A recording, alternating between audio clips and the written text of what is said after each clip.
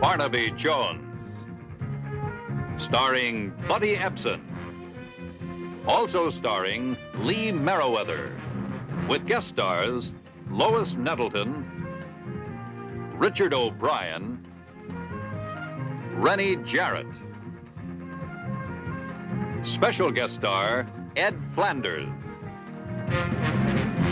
Tonight's episode, Death on Deposit.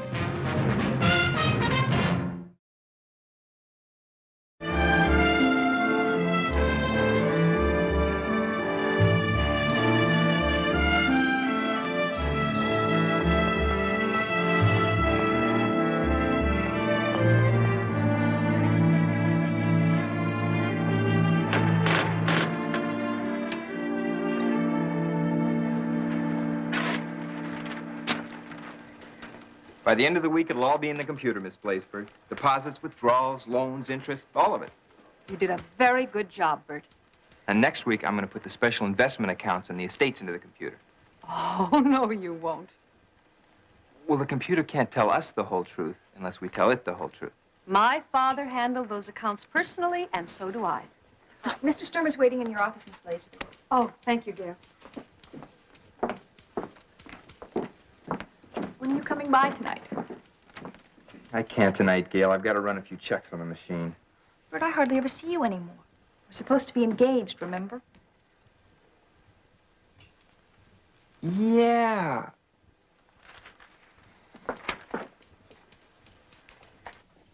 Good morning, Al. How can I help you? Well, I'll get right to the point.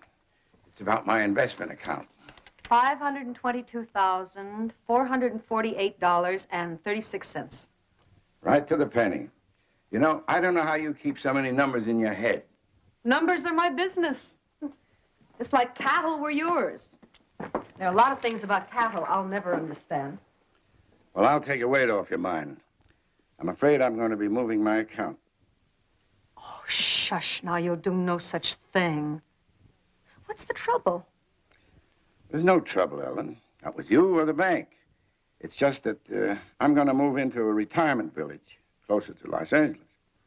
Well, your money will be perfectly safe here. Has been for 40 years. I know that, Ellen. It's been here so long, I almost feel as though it's mine. You can always bank by mail, you know. I think I'd rather have it somewhere closer by. You know, Papa would turn over in his grave if he knew about this. I made up my mind, Ellen. I'm sorry. All right.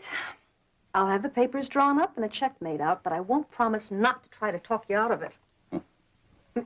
I'll also want to sell off what's left of the ranch. Can you handle that transaction for me? Certainly. Good. And I'll venture a guess you won't get that kind of service at an old big city bank.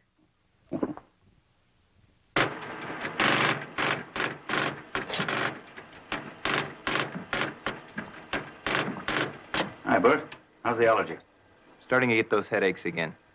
I'll mix you up a little something when I get back to the store. I'd appreciate it, Doc. I'll drop by this afternoon.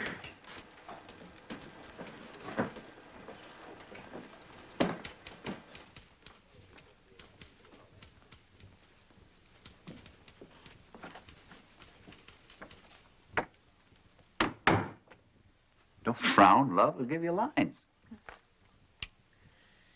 Al Sturmer is withdrawing his money. All of it? He's closing his account. There's some papers he has to sign. I thought maybe we could drive out this afternoon. Well, Al probably needs a refill on that prescription for his arthritis. Maybe I better mix him up a little something before we go, huh? You do that, darling. I'll pick you up later. Okay.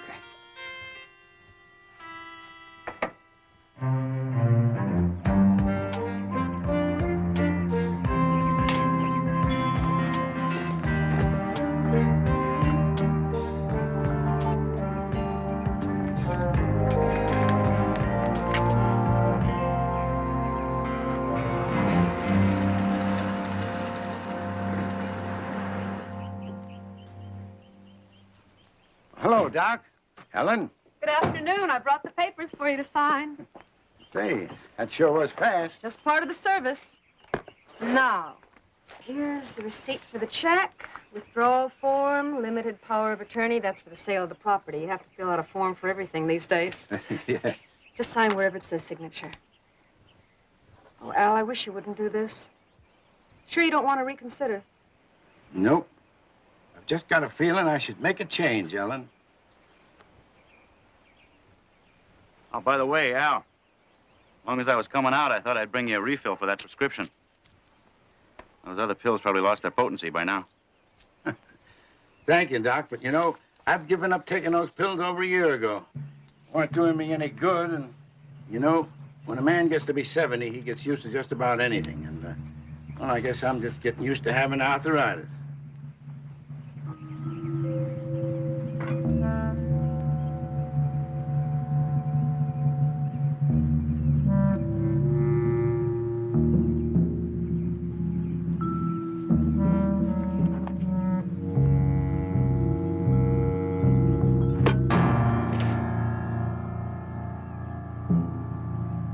take the body out to the pen. We'll put him in with Toby.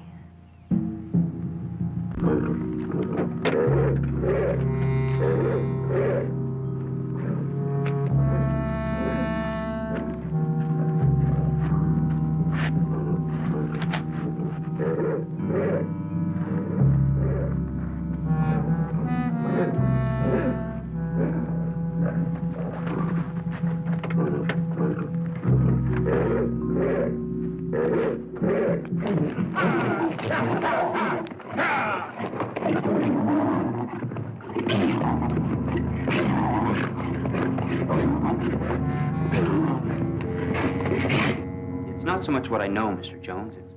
It's what I feel. They're little things, but they bother me. What little things, Mr. Sturmer? The way he died, for one thing.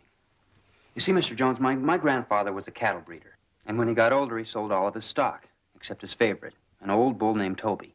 That's the one that's mentioned in the coroner's accident summary? Yes. Now, Mr. Jones, you see, that bull got uglier and meaner by the minute. But no one knew that better than my grandfather did. And he would not have gone into that corral. He had too much respect for Toby to do a thing like that. Why don't you sit down, Mr. Sturmer? Did you tell us at the police?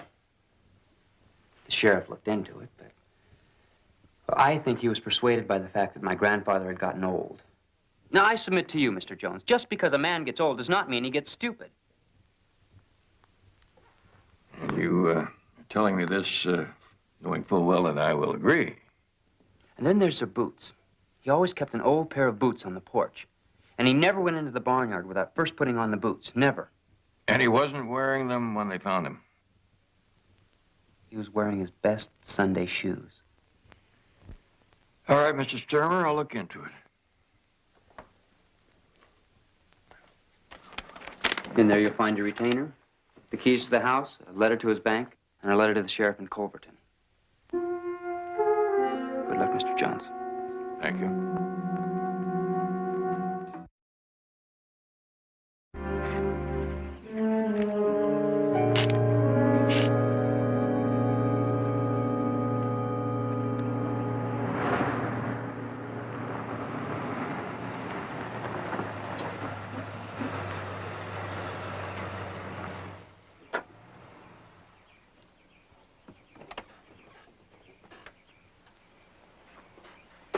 Morning, Sheriff. You got business here, Mr. Jones. Barnaby Jones. I'm a private investigator. How'd you know I was here? Miss Minnie saw you pull in. She called Pauline, and Pauline called my wife, and here I am.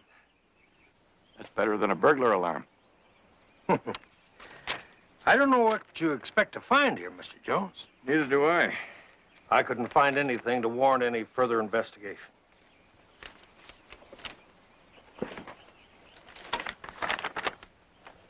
I've been holding Al Sturmer's personal effects for his grandson. If Ralph can trust you, I guess I can. Sign here. There's $47.27 in there. sure that Ralph gets it. Oh, here's some mail. Mr. Sturmer's must have arrived the day he died. I found it over there on the table. Never even got a chance to open all of it.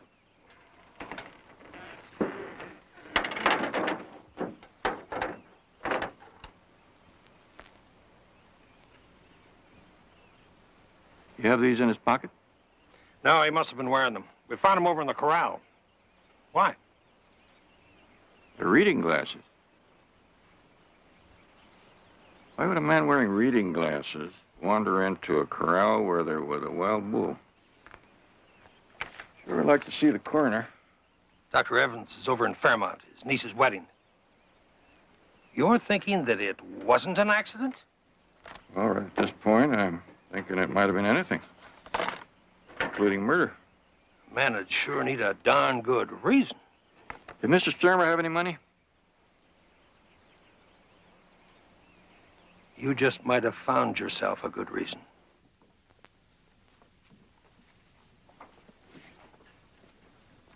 Oh, thanks, Gail. You're welcome. Whatever you want to know should be in here, Mr. Jones. Some of the things I want to know can't be reduced to figures. Alfred was a very old and dear friend. Oh, here it is. His balance was a little over $800. That, of course, will go to his grandson. $800?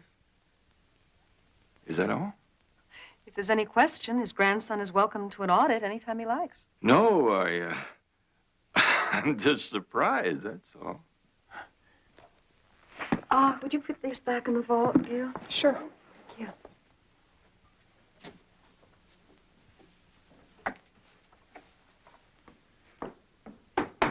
I understand Mr. Sturmer was in here the morning of his accident.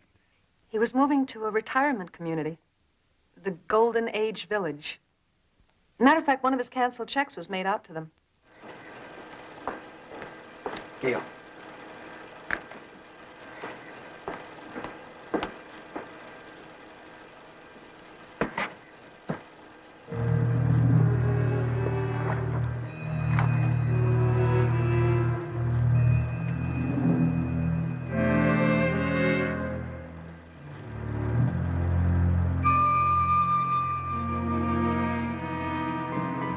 Those are Miss Blaisford's special investment accounts. Shh.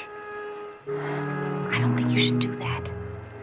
She can keep the books and the accounts. All I want is an accurate input for the machine. She's really gonna be mad. Just wait. She sees how easy and simple this will make her work. She'll love it. Probably even give me a raise.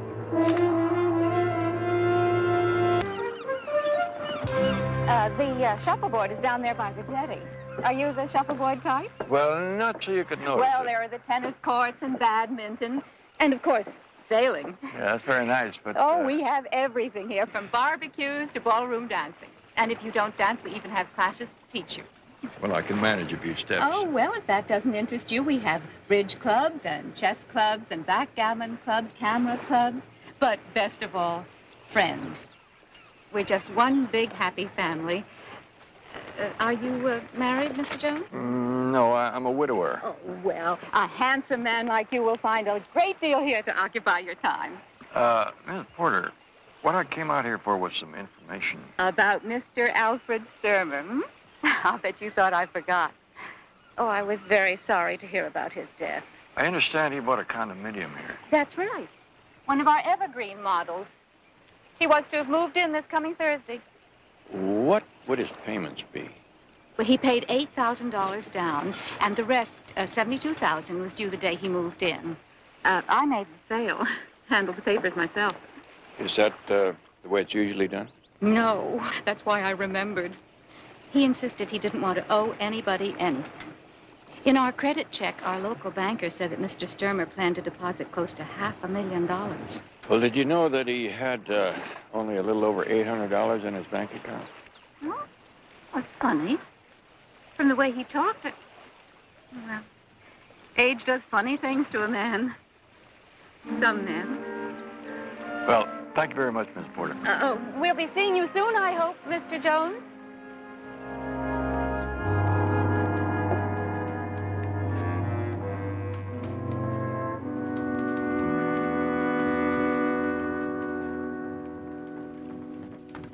I'll put those back in the vault. Why are they out here? I'm sorry, Miss Blazeford. Bert was putting the accounts into the computer. After I distinctly told him... Gail, that young man of yours is not to be trusted. Where is he? I don't know. He had to go on an errand. I'll put these back.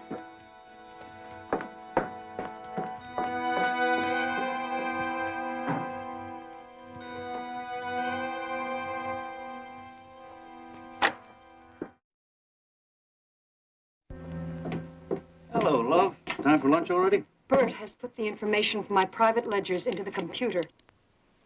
I thought you told him not to. In no uncertain terms. Well, Bert always was kind of headstrong, like his daddy, old Tommy Munson. Remember him? Doc, it's just a matter of somebody pushing the right buttons, and it's all there on a computer readout. Don't go working yourself into a tizzy. The important thing is you found out. We'll take care of it. And I figure it's time you and I took a little vacation. I can't, Doc. Not with things the way they are. We'll go to Europe, get married by a quaint little French priest in a quaint little French church. Soon, Doc. We'll do it soon. But for right now, what about Bert? Yeah, well, Bert's been working too hard lately. He's been having headaches, he told me.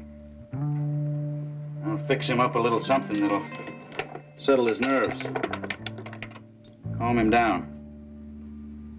No more headaches. No more worries for you, love.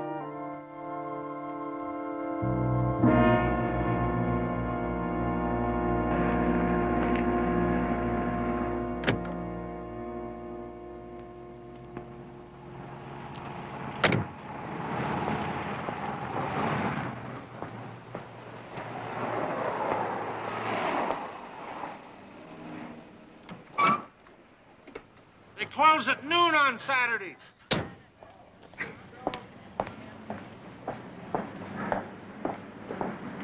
Hey, having any luck? Well, I got no answers yet, but a lot of interesting questions. Well, would you like to try some of them out on me? You seem to think that Al Sturmer had a lot of money, but all he had was $800 in the bank. Now, who told you that?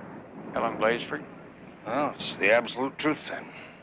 Anybody in town will tell you if Ellen says so, you can stake your life on it.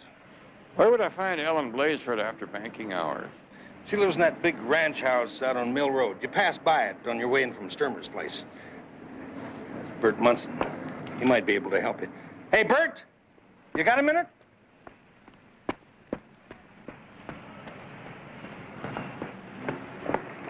Mr. Jones here needs some information on Al Sturmer's account. Oh, Miss Blazeford handled his account personally, but she's gone down to Los Angeles on business. Be back late tonight. Just want to ask you a few questions. Yeah, as a matter of fact, so do I. But I've got an important date to meet Gail. Tomorrow's Sunday. If you'll meet me here at the bank about 8, we'll put all our questions to the computer. Good. Oh, Sheriff, did the coroner ever get back? Dr. Evans. As a matter of fact, I'm going to drop by there tonight for a game of checkers. Why don't you join us? Sure.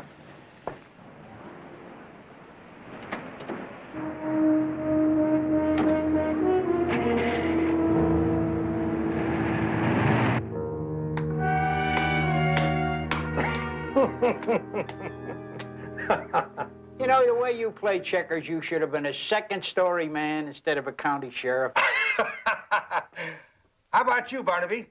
No, thank you. I don't think I could concentrate after reading this. Dr. Evans, I find a couple of disturbing things in your original notes that do not appear in the accident summary. Disturbing? How? Well, your description of the blow that was the cause of death, blunt depressed posterior skull fracture 7 centimeters in diameter. That doesn't sound exactly like the type of injury that would have been inflicted by a rampaging bull. Oh, Mr. Jones, in an accident like this, it's difficult to determine exactly which injury was the true cause of death. And according to your report, the scalp area in the vicinity of the wound was impregnated by a white powder. Did you analyze the powder? Didn't have to. It was quicklime. There was a whole barrel of it up around the side of the house. I don't have to tell you, there's 100 uses for it around a country place. That's true, Doctor. But never around a corral, unless you want a dead animal.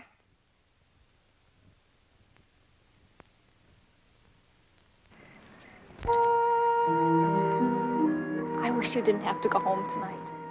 Starting October 15th, I don't. I love you.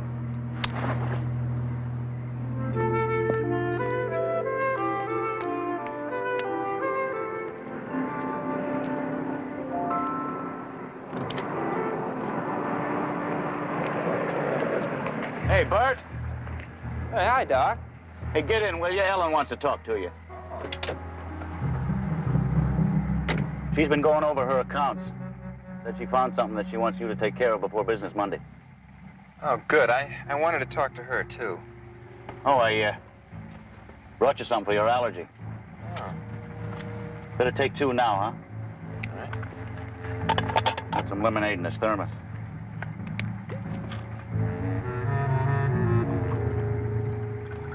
Thanks. Where is she? Just relax, son. We'll be there before you know it.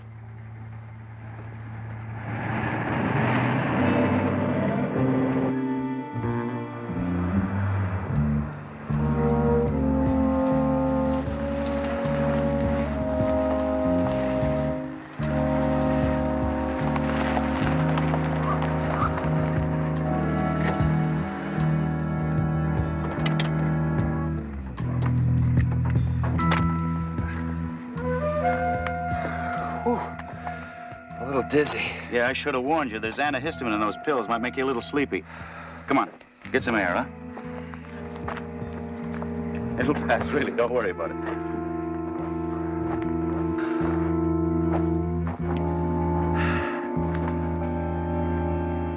Miss Blazeford, what are we doing here? It's a surprise, Bert.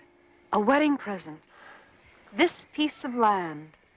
I remember you saying that you liked it. How did you know about the wedding? No secrets in a small town. By the way, that darling girl of yours told me how you plan to surprise me. Put all my special investment accounts into that computer of yours. You're not angry? Of course not, silly. Provided it's as efficient as you say it is. It's all there. It's all on one reel of tape. Doc, I think I'm gonna be sick. Which reel of tape is it, Bert? Doc? How is it coded? Doc? How do I find that reel of tape, Bert? Bert!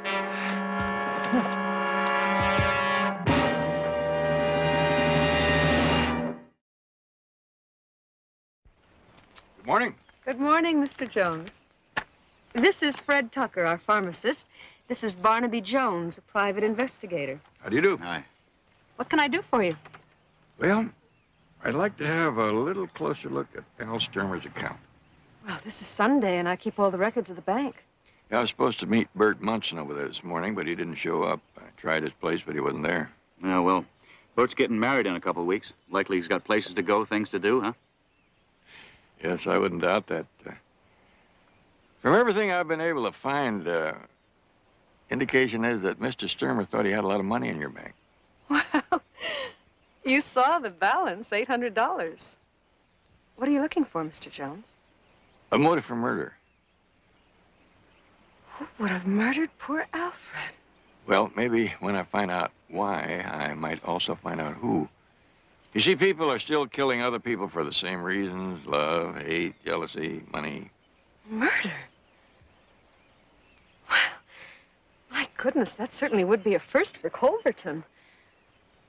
Well, in any case, I'll be more than happy to help you. Why don't I meet you at the bank in 1 hour? I'd appreciate that. Nice to meet you, Mr. Tucker. You too.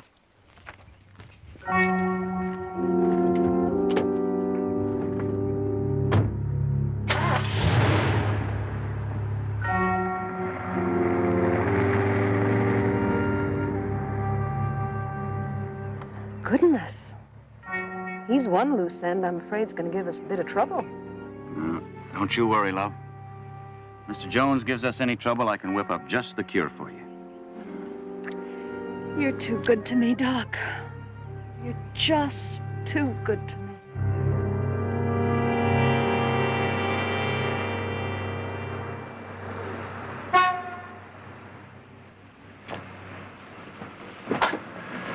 Hi, Sheriff. Good morning, Gail. How are you?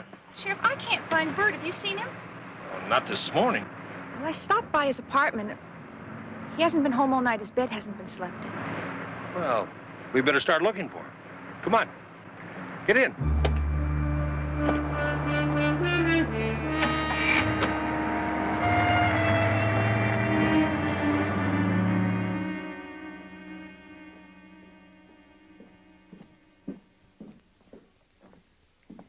Mr. Jones, these records cover every transaction between Al Sturmer and the bank for the last 10 years. Do you need to go any further back than that? You made some rather heavy withdrawals over the last 4 years. And some sizable deposits. Mr. Sturmer was a very successful man. Big withdrawal. There's one for $151,000, $73,000. Altogether, they come to well over $500,000. I wonder what he did with all that money.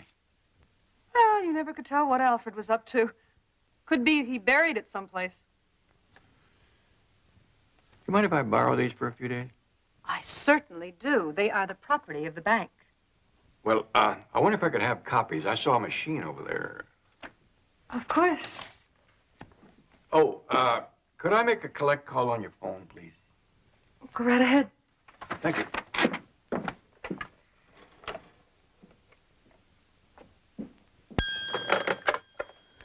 Barnaby Jones' office, may I help you?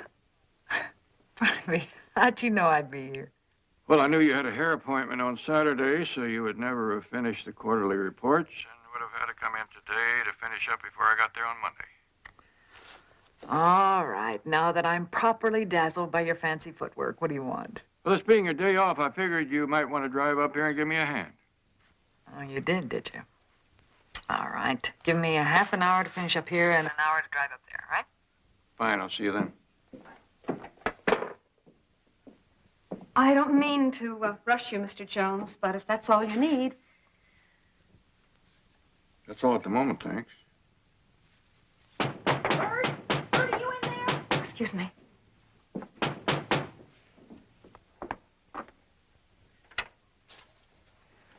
Oh, Miss Blazeford, I've been looking for Bert, and when I saw that he's you not were here, Gail. Good morning, Sheriff. We looked all over town for him. He wasn't at home all night.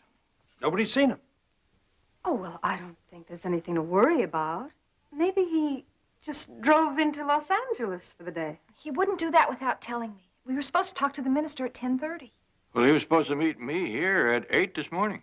Well, it's a little early to call it a disappearance, but it's not like Bert. He'd have left word with somebody. I agree. And when an officer of a bank disappears, people do conjure up all sorts of reasons. What are you suggesting? Nothing. Nothing at all. But I would like you to stay and run a few things through the computer for me. Just a precaution. I'm sure the sheriff will find Bert.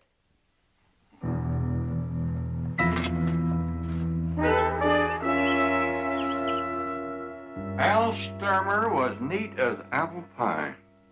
Oh, place for everything and everything in its place. Just one thing missing. What's that? $520,000. Oh, maybe he wasn't as neat as you thought he was. Maybe if you went through all those drawers and took out the papers, you might find it stuffed away in there somewhere.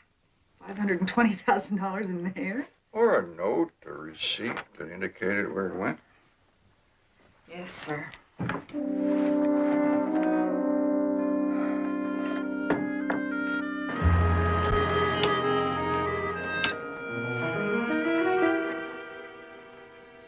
Well, there's nothing wrong here. You see, I just have an overactive imagination. Oh, you must be tired. Why don't we finish this up tomorrow? All right. Oh, Gail, that tape Bert made from the investment account ledgers, where did he put it? Well, it should be with the others. Oh, would you give it to me, please? I'll put it on the machine first thing in the morning. No, I'd like to have it now, just for safekeeping. But Miss Blaisford, what could be safer than a bank vault? Don't argue with me, Gail. Give me the tape.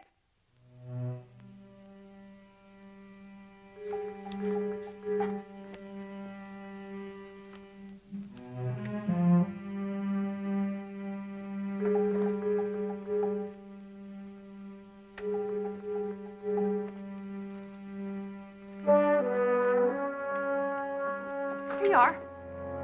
Thanks. Would you lock up on your way out? Sure. Honey, don't worry about Bert. I'm sure he has a very good reason for not being here.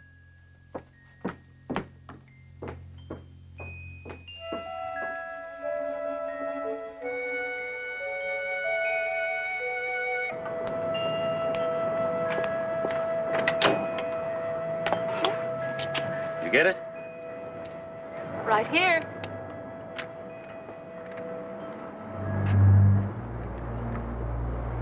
This is a brand new reel of tape. Box hasn't been opened yet.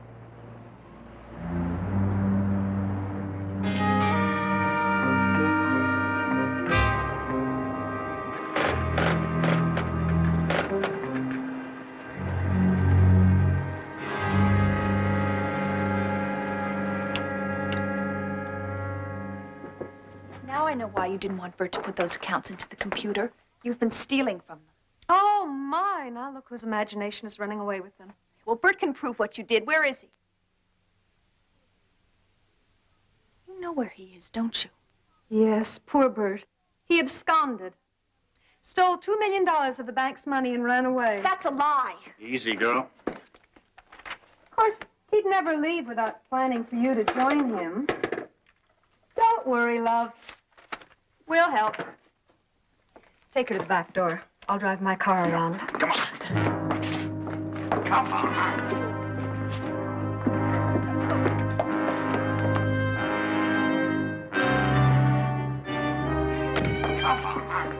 It's the sheriff. Put her in the vault.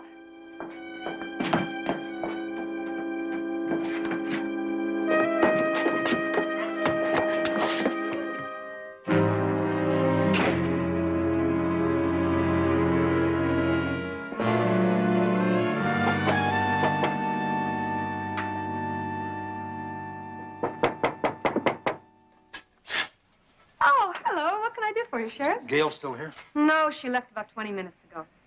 You didn't find Bert, did you? How'd you know? Well, I've been going through the books, and I'll have to have a complete audit before I can know how bad it is, but it doesn't look good. Was it bad enough to put out an all-points bulletin to the Highway Patrol? I'm afraid so. Okay.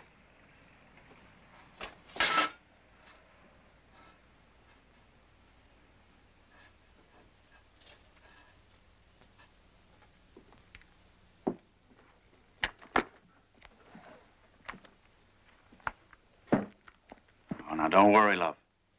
We'll come back for her later.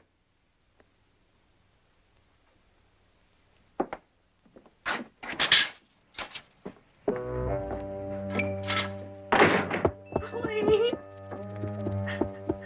Let me out, somebody.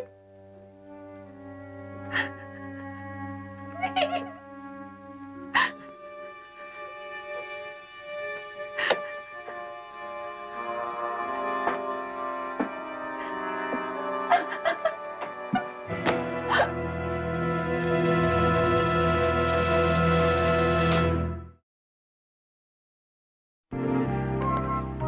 Every withdrawal, every deposit is recorded right there in his ledger, except these, where he used a special bank withdrawal slip. Well, they are legal. I've used them myself. Doesn't it strike you as strange that he signed them all with the same pen? Well, the same kind of pen. Banks buy those by the gross. Did they all skip? Cheap pens, maybe? On the day that he died, Sturmer walked down to the mailbox, picked up the mail. And he walked back to the house, looking at the mail. And right about here, and somebody or something interrupted him. You tell me how you know that. Because I found the mail right over there, partially open. Oh, that would explain for him wearing his reading glasses. Yeah, now the question is, what interrupted his attention to his mail? Eddie, would you write your name for me, please? Sure.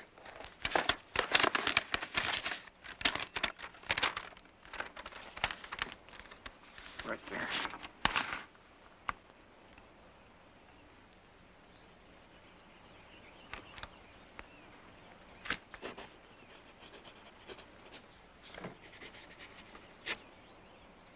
Do it again.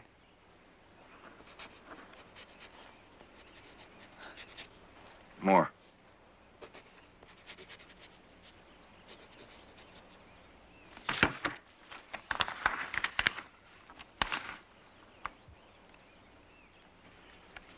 Skips are almost exactly alike. Do you think that these slips were all signed here? And what's more likely, all on the same day.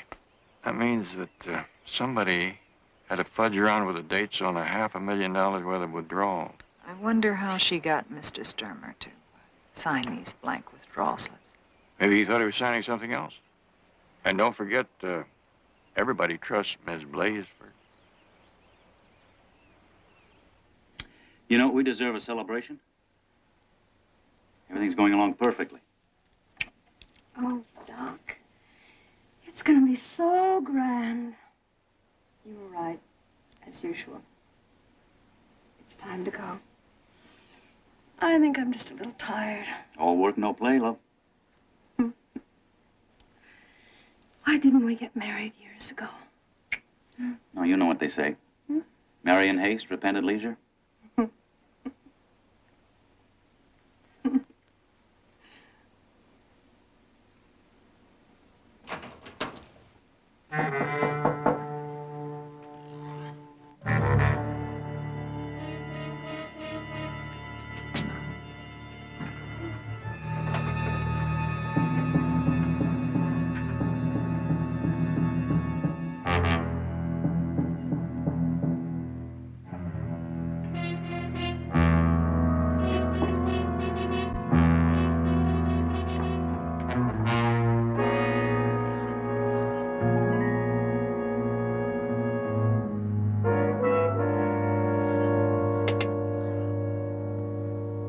Looks like they're on their way down to the sheriff's office.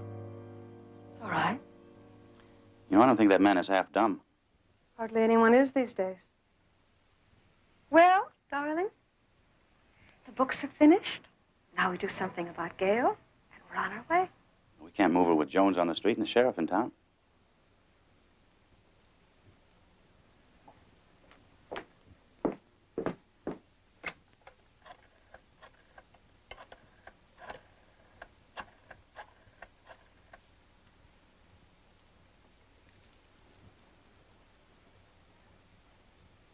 Hello, Sheriff. This is Ellen Blaisford. I was wondering if you could come out here to my place. I have something I'd like to show you. Fine. Oh, and if you run into Mr. Jones, would you bring him along with you? He is? Well, that's very convenient. Yes, it concerns Arthur Sturmer's estate. I may have an answer for you. All right, I'll expect you. Bye. You are a prize, sweetheart. You are a prize. Have you prepared for Gail?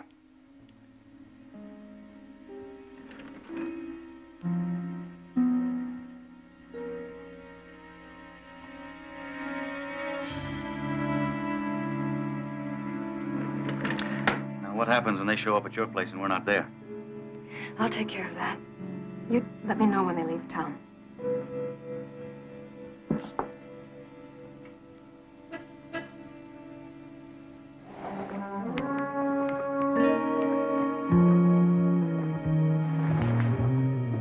Might as well take my car.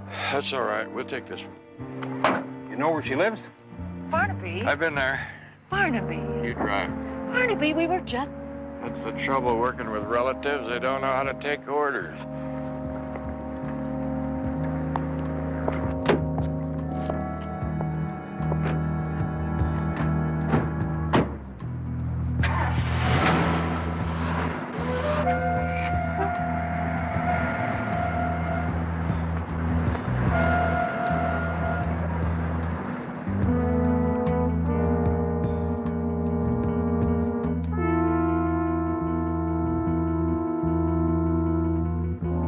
gone, love?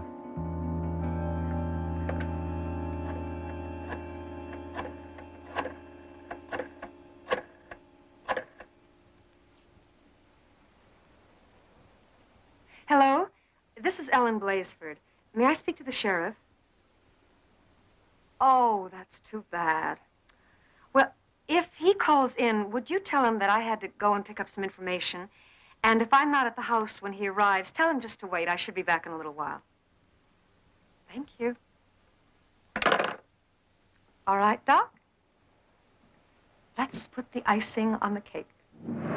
Barnaby, can I ask you a question? Sure, why not? Well, we drove past her home on the way into town, and there was no one there. We didn't see her car on the road on the way back, so what's your question? Why are we going back? We're not. You're going to turn around right up here. Barnaby, why? I think somebody wanted to see us out of town. They have. Now we're going to find out why.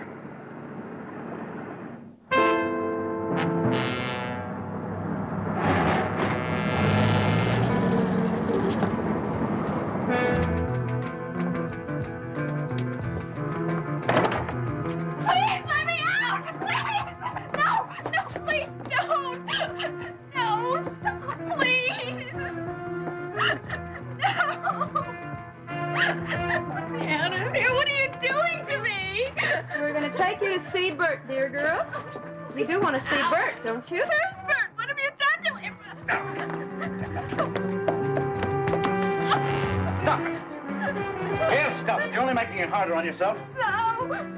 No reason for you to feel any more pain than Bert did. You killed him! No!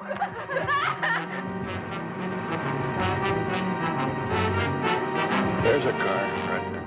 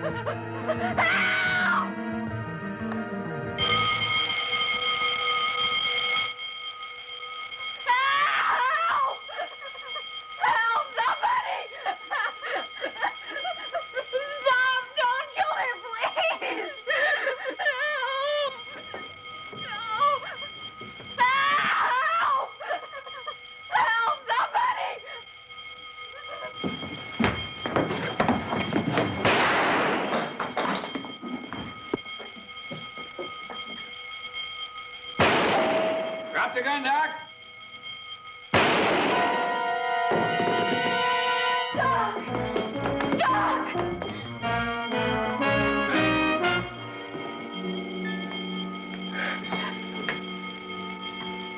All right? It's all right, love.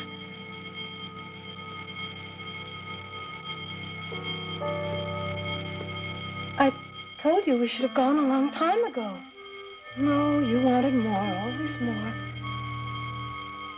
I could have been content with a lot less. I always knew. Greed would be your downfall. Don't you agree, Mr. Jones? I guess I belonged in there somewhere.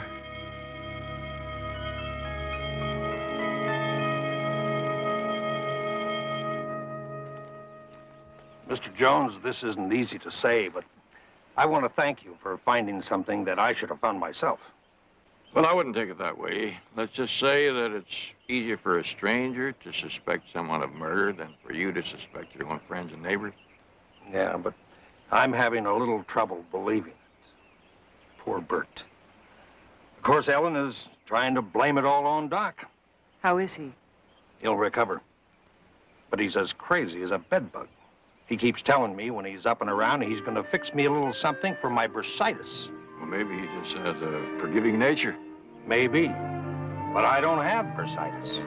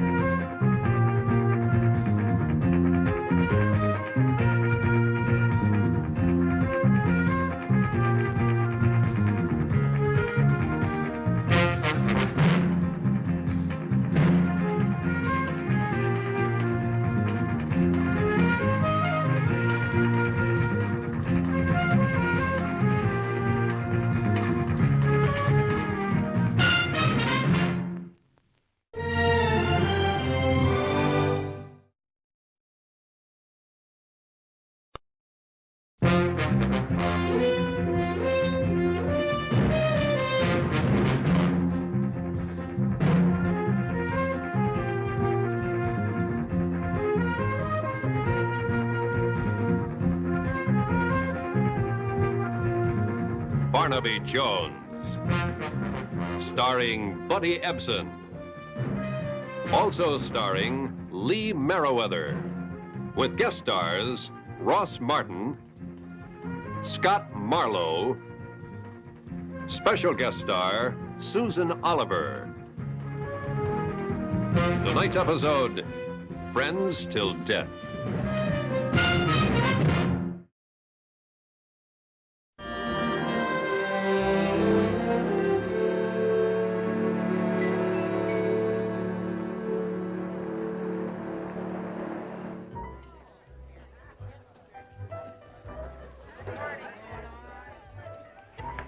I was wondering when we'd ever get together again. So I'm so glad you called. I really am. That was the one thing we swore we'd never do. Drift apart, remember? Which reminds me. I came across this the other day. I was doing some serious house cleaning. Where do you see this? That's something? The 3 expatriates.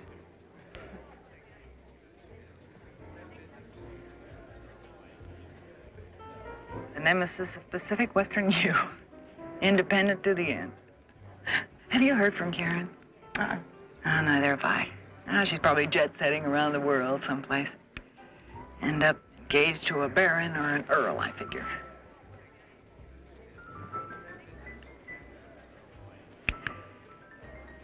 Sue, I kind of get the idea that, you didn't call me to talk over old times. You want to tell me what the problem is? You always did read me like a book. Betty, you still work for your father-in-law? Yeah.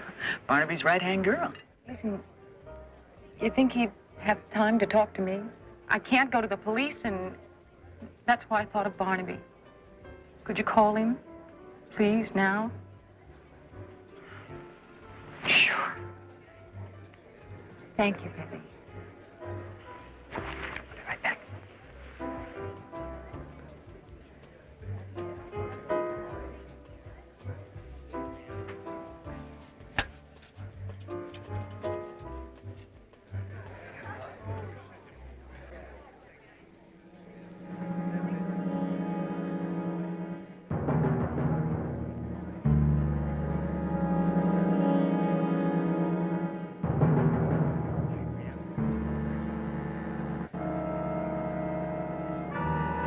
Oh, Barnaby, I'm glad I caught you in.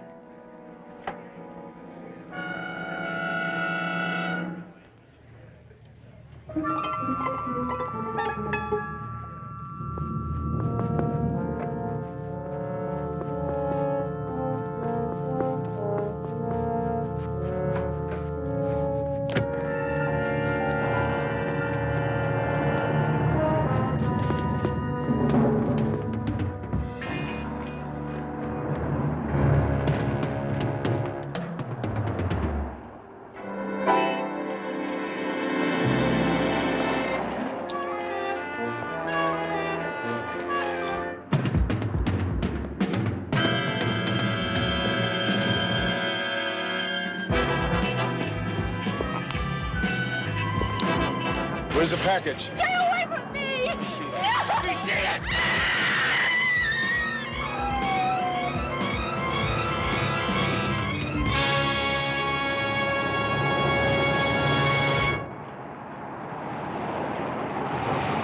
Thank you, Lieutenant. Well, I'm not sure. But if we do go out, I'll leave a number. Thank you.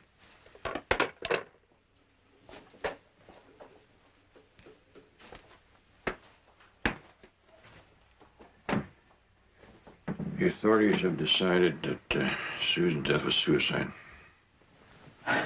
How can they be so certain? Did they find a note? No, not yet. They haven't even found her purse. They think that some ghoul in the crowd must have picked it up right after she fell. Susan did not commit suicide. Self-destruction was not in her. Betty, it's in all of us a little bit, to a certain degree. You said she was upset in the restaurant. Yes, at first, but when she thought you were going to help her, it was as though I'd pulled her from an undertow. And why did she revert to suicide when you left her? Is that your question? Yeah. Well, I can't answer that without knowing what kind of trouble she was in. She would never have let go that quickly. She was a fighter from the first day I met her. The 3 expatriates. The what? That was one of the last things we talked about. It's what we called ourselves in college. I met Susan when we were freshmen. She couldn't make a sorority, and we went into a dorm together, and then a third girl joined us, Karen Macklin. So you became the 3 expatriates? Yeah. I am suddenly becoming very tired. But I wanted to ask you something about a new client. Yeah. Later, I'll take you home.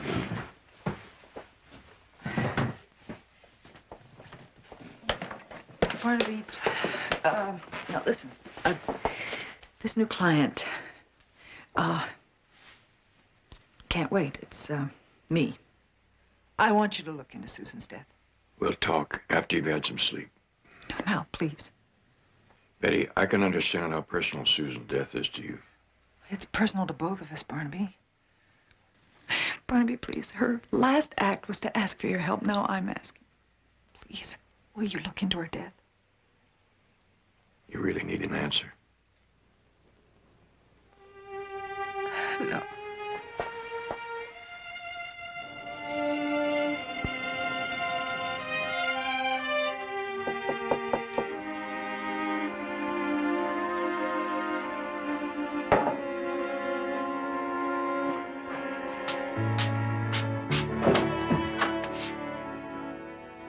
Karen. I just flew in from Hong Kong last night, and then I read about Susan. I was with her when she died.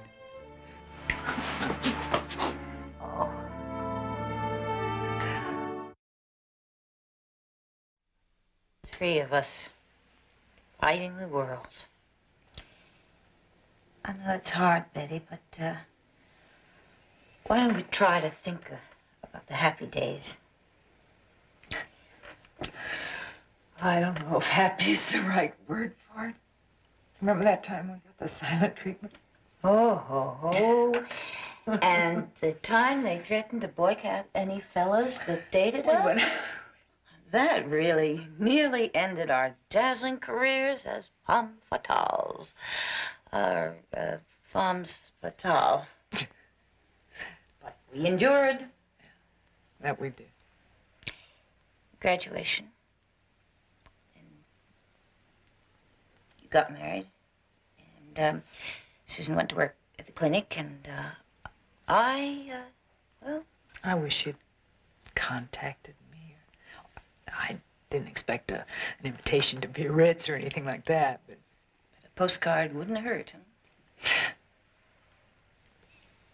Yeah, I guess I became a snob.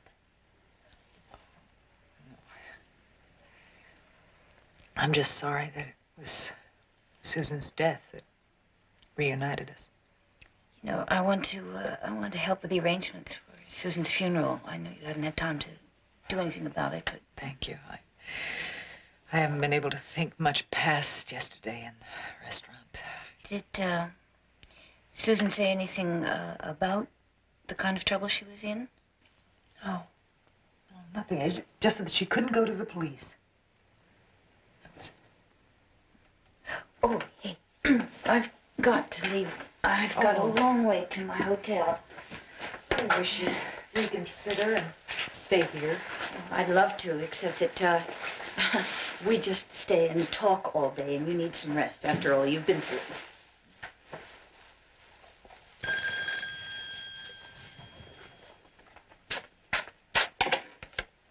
Hello? Oh, yes, Barnaby.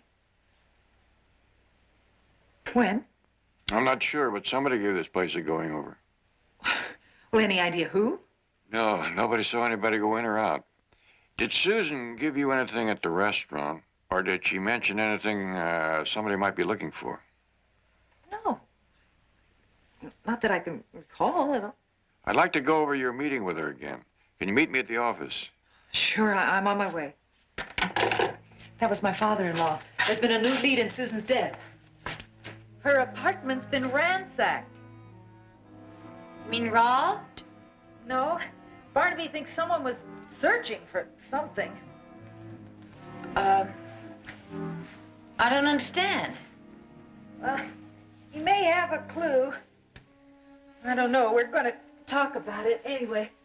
Say, listen, why don't you stay until I get back?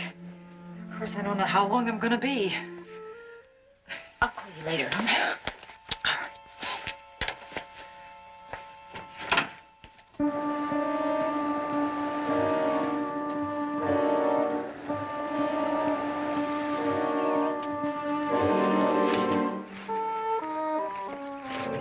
Did you find it? Do I look like I did? All right, what did you learn? Well, Betty doesn't know anything about the package, but her father-in-law saw Susan's apartment just after you got through with it. He knows somebody is after something. But does he know who or what? No, I don't think so, not yet. You know, we wouldn't be in this fix if you waited for me at the Hong Kong airport. If you'd waited for me just a little longer. How could I wait when I saw the police pick you up? I thought the whole setup had been blown. My only thought was to get on that plane. But the police didn't even know about you. How did I know what you'd tell them? Well, I wasn't about to confess that you were smuggling $1 million worth of heroin out of the country for me. All right, I panicked. Anyway, I got the stuff through American Customs. Yeah. And gave it to your girlfriend. Well, what else could I do? You could have broken under interrogation, and Hong Kong could have contacted the Los Angeles police, and they would have picked me up. Okay. Look, we are over the time limit on this delivery. And we have got to find the lead on that package, and we have got to find it very fast. Now, it wasn't in her purse. There's no report it was on her body. I couldn't find it in her apartment. She must have hid it somewhere else. You're hedging one option, sweetheart. Your friend Betty. I don't know, maybe something happened between her and Susan before I got there at the restaurant. What do you mean? What I mean is, we need information. I want you to move in with her. Oh, Vince, I don't want Betty involved in this, too. Please. Sweetheart, we'll do what's necessary. I mean, if it's her life or ours. Come on, baby. There's no contest.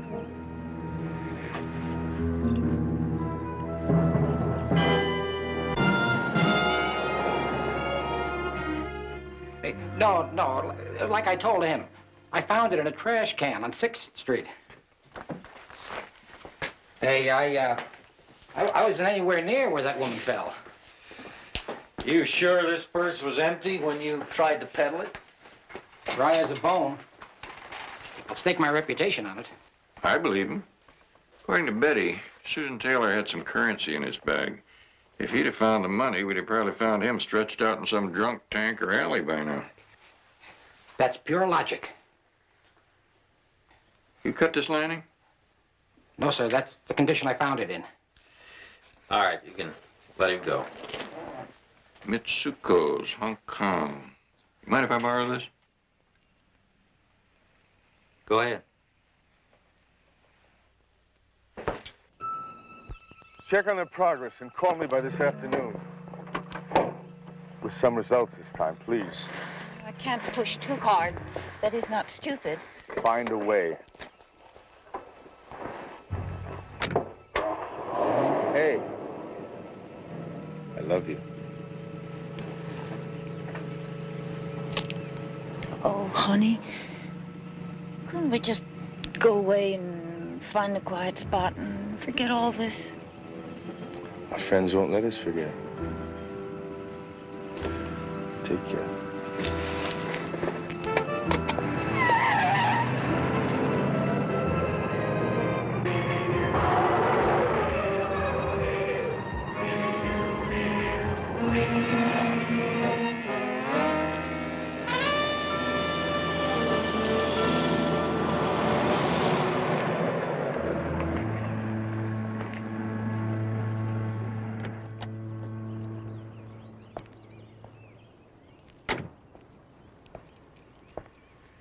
way, Vincent.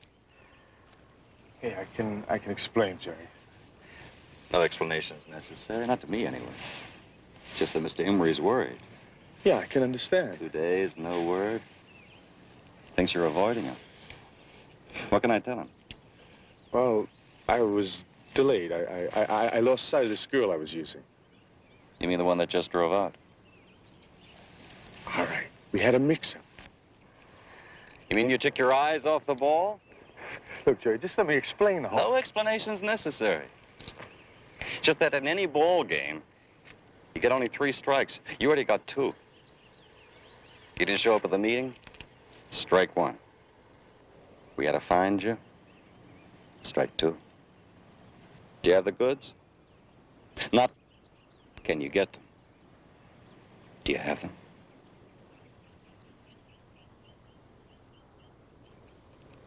Hey, where are you going? I've got to meet some friends. Hey, wait a minute. Look. Give me a day's spread, huh? Ask Mr. Emery. You sure you can get the stuff by tomorrow? Absolutely. I give you my word. All right, I'll do my best. I'm going out on a limb doing this, Vincent.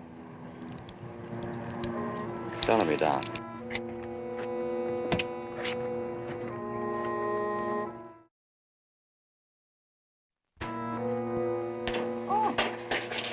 Barnaby, I'd like you to meet Karen Macklin.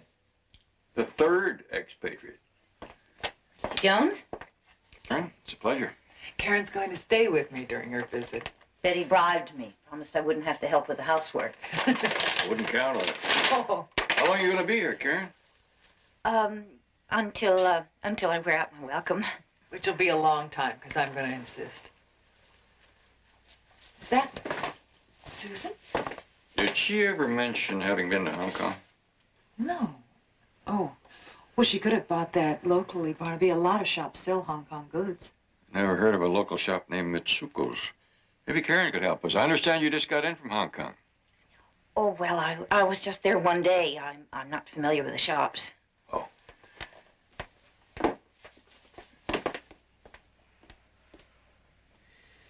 Well, whoever searched that purse certainly did a thorough job. And whoever made it got careless. He didn't sew down this side of the label.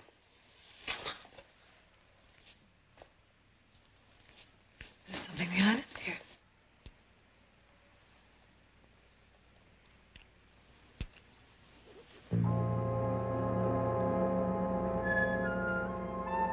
Could be an inspector's number, but why would they hide it behind the label? Why on plastic? Of course, it could have been something that Susan slipped back there. The number 733, do you think that means anything? Maybe. But tape is meant to stick to something. And that something got separated? When, whatever it was pulled out of here. Betty, when you called me from the restaurant yesterday, did you leave anything on the table? No. My purse? You still have the same purse? Yes.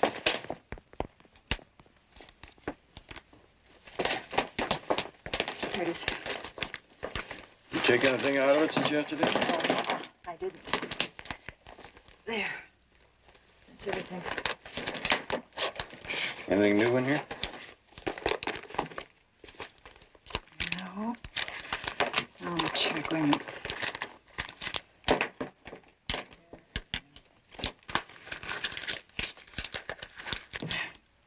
My driver's license is expired. That's it. What now? Well, I think I better do a little more checking on Susan, what she was up to the last few days. Was there anything I can do to help? No, you just have a good reunion with Karen.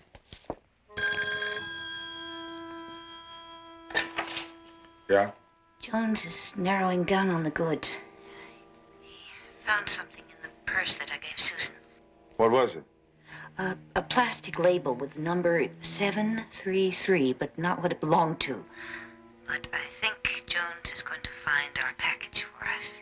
Oh, good. Let's just hope it's soon. Look, don't call me here anymore, Karen. I'm moving out. What's wrong? There's no time to explain. I'll be at the Elwood Apartments in Hollywood if you have to contact me. Goodbye.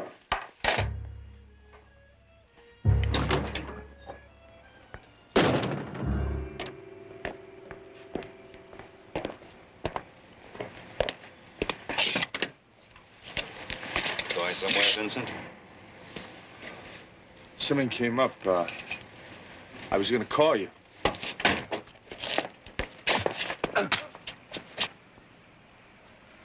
Mr. Emery!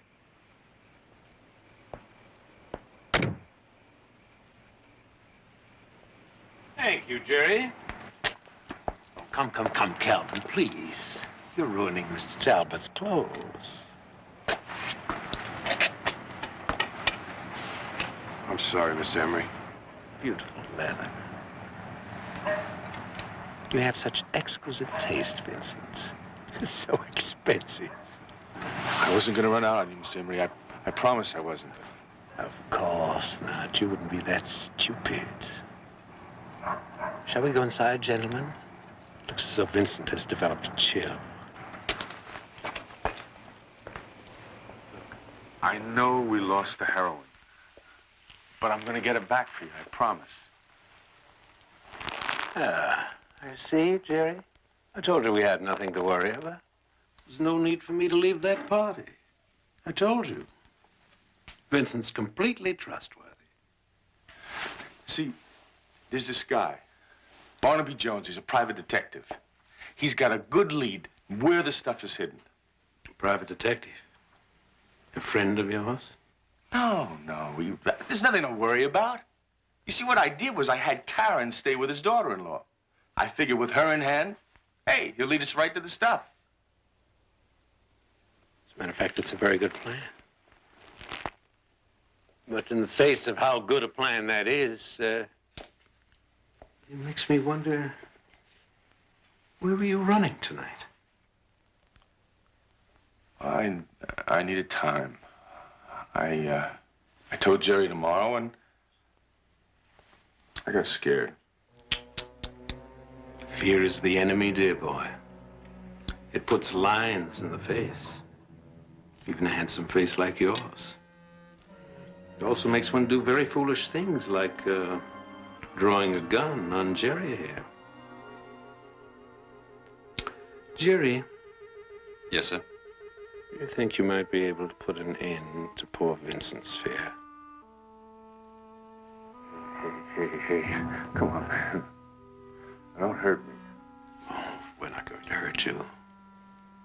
Jerry's going to kill you. Oh, man, come on. Hey, you need me. You need me. No. Your plan really is quite good. It should be very easy to locate Jones's daughter-in-law, in which case I would have no use for you at all. Jerry.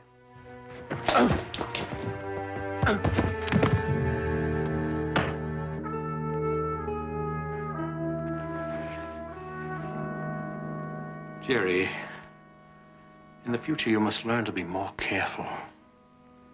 You almost ruined a very expensive game.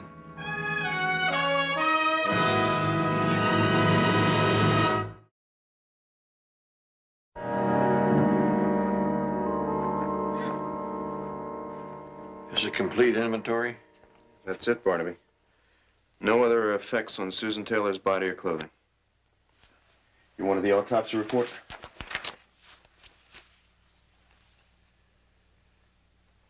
Says here, her right thumb and forefinger were smudged with a foreign substance. Maybe she clawed at the building edge when she fell.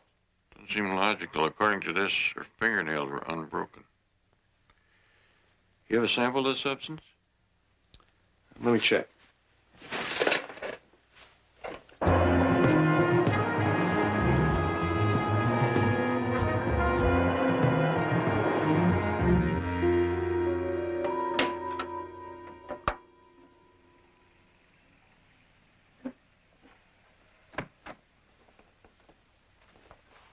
Any luck with that sample? Here's a breakdown. Red, yellow, black, iron oxide. Triethanolamine stearate. Of course. Carnauba wax, beeswax and shellac? All adds up. To what? Furniture polish? Eyelash polish. That box of mascara still in your purse? Yes. Here you go.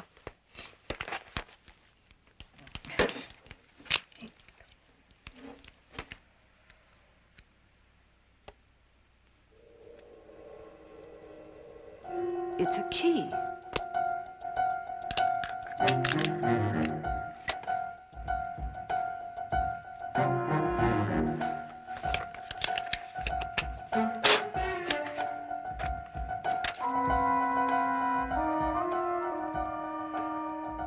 They seem to go together.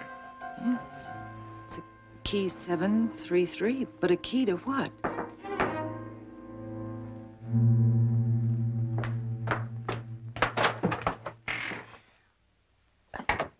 Jerry.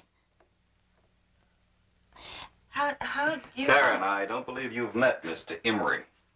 Miss Macklin? My goodness. It looks like poor Vincent's exquisite taste extended all the way to his choice in lady friends, doesn't it?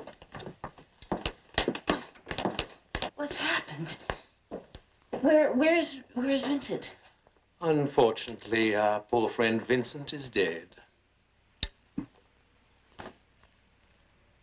What? Dead. Killed him? Yes, unfortunately.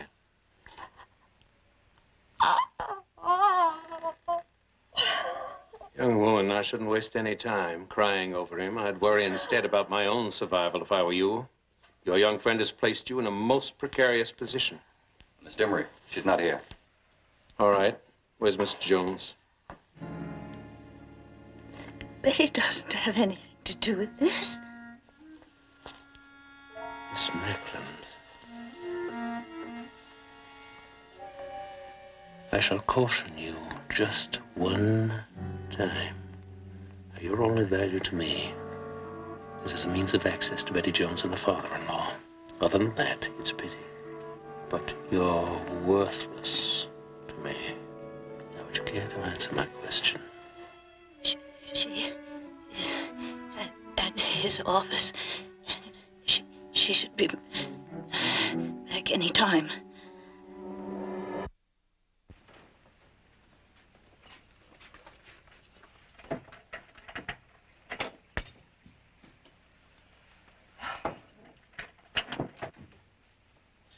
Karen, I've got some news.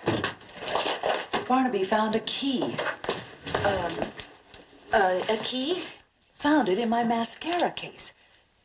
Susan must have put it there that day at lunch. What kind of key? The key man told Barnaby it could be to one of those frozen food lockers. He's checking it out now. What puzzles me, though, is why Susan was so secretive. Well, you said that she was in trouble. Yes, but all this cloak and dagger stuff, I mean, what could she have had? She had my property, Mrs. Jones. Karen, who are these men? Permit me, I'm Maxwell Emery. These are my associates, Jerry, Calvin. Say hello to the lady. Karen, what's this about? It's about a mistake, Mrs. Jones. $1 million mistake your friend here made. It's about heroin, Betty. A friend and I smuggled a package of it into the country for him.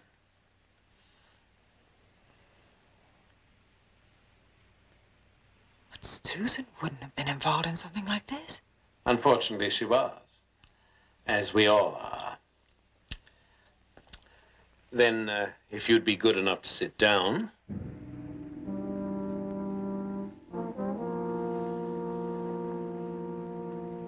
We can, all of us, wait until our detective friend, your father-in-law, puts an end to these complications. Barnaby? Yes, you did say he was on his way to pick up my package, did you not? Well, if he does find it, you can be sure he'll not turn it over to you.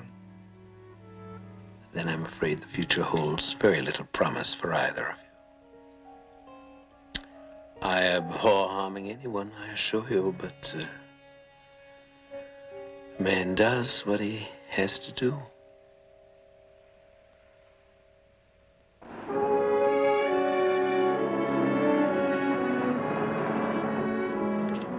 Yeah, Susan Taylor. That's the woman. You say she came in here last week and rented this locker. Did she come in alone? Well, if I remember, yeah. She didn't store very much. Say, what's this all about anyway? Susan Taylor is dead.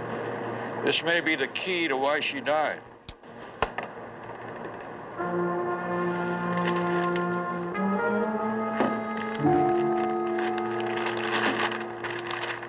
What's so special about ordinary rib roast?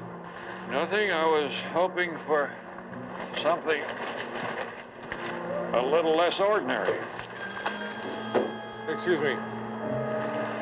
Surely. Yeah.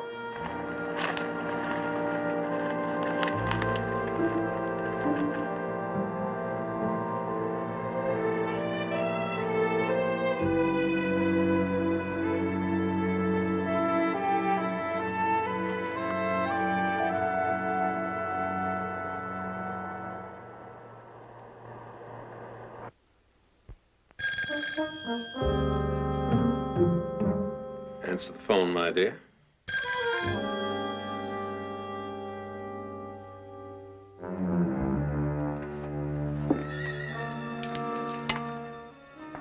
Hello? Betty? Well, I've got it. It's white and it's powdery, but it sure isn't snow. Barnaby, That's excellent news, Mr. Jones. You've found my heroine, have you? Who is this? That's not important, is it? What's more to the point is that I have your daughter-in-law. Now, since you have something that belongs to me, it would seem to behoove us to effect some reasonable exchange, wouldn't you say? Listen, if you have any idea of harming her... Her personal safety is of utmost concern to me. Damaged goods would benefit neither one of us. I take it you haven't mentioned the heroine to anyone else? No. Good. Then just go to your office and wait there. I'll call you later with further instructions. When you do, I'll want to talk to Betty. As would any cautious man. And so you shall. But no police, or you'll never hear a voice again.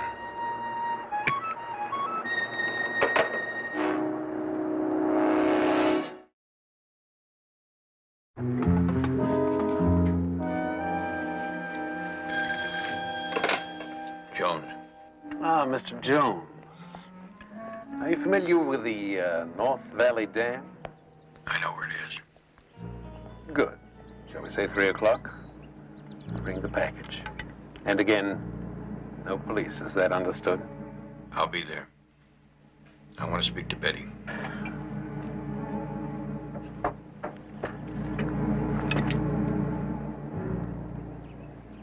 Barnaby, don't walk into this. They've already killed too much. Betty, please do exactly what they tell you to. That's excellent advice, Mr. Jones, for yourself as well. It's obvious you're a very intelligent man. I'm smart enough to know that their lives aren't where the plug nickel-a-way things are. How about a trade? Me for them, and I'll lead you to the heroine. Come now, Mr. Jones. I respect you. Don't disappoint me. We're both too mature to play games. I'll see you at the dam at 3 o'clock.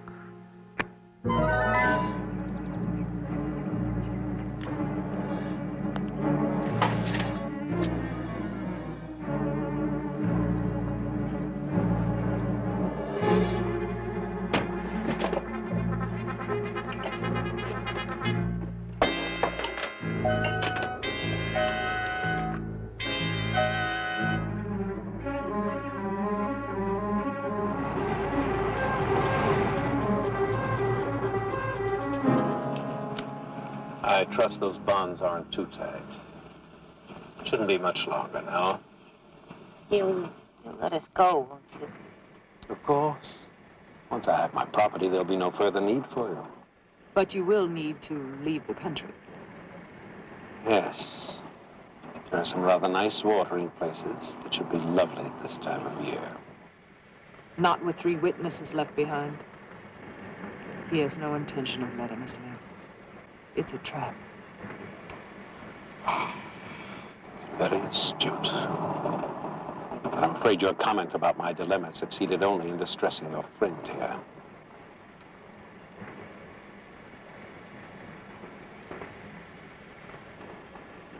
You know, there are times when it's far better to keep one's mouth shut.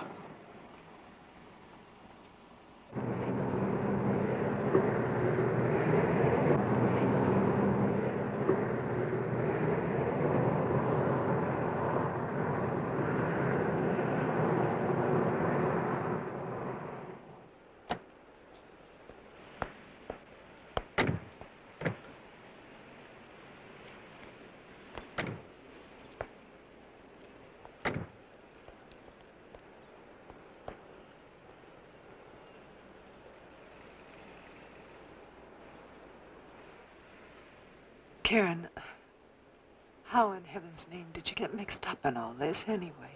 I mean, you were the girl who had everything. Sure. And I went along for quite a while on looks and friends, till one day we were gone. Then Vince came along. Vince? When I was here visiting Susan last year, I took her to a party. That's where I met him. He was so strong and so handsome. It made me feel 19 again. It wasn't until later I discovered how he got all his money. That's when he started using me to help him. How did Susan get involved? Well, Vincent and I were trying to get that heroin out of Hong Kong, and someone must have tipped the police. Anyway, they picked him up at the airport there, and I panicked. And when I reached L.A., I passed the package to Susan for safekeeping. Well, I told her not to look in the package. Well, at least now I know why she called me. She couldn't turn you over to the police.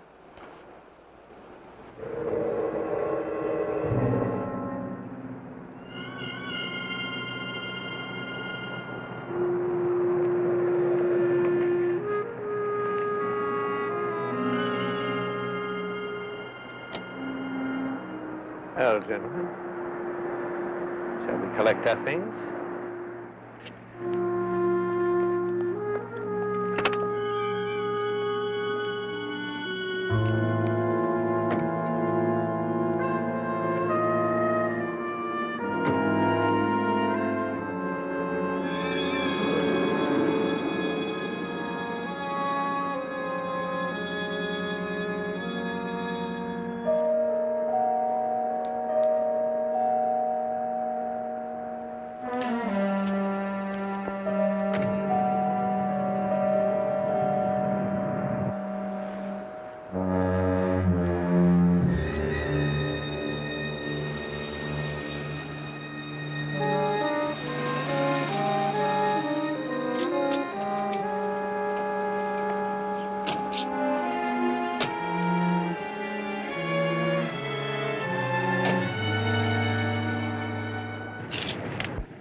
What's he doing? I don't know.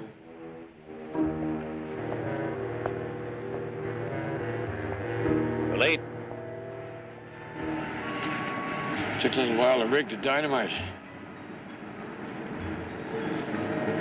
I'm afraid you have me at a disadvantage. That was my intention.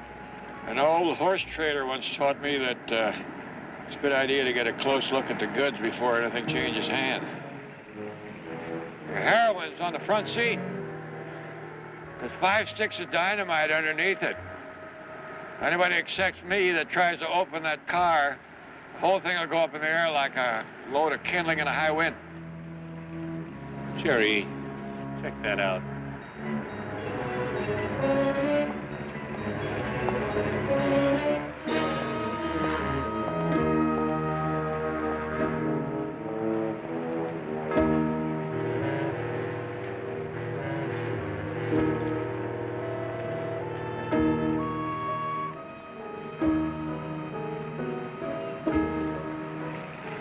It's here like he says. Got wires running to all the doors.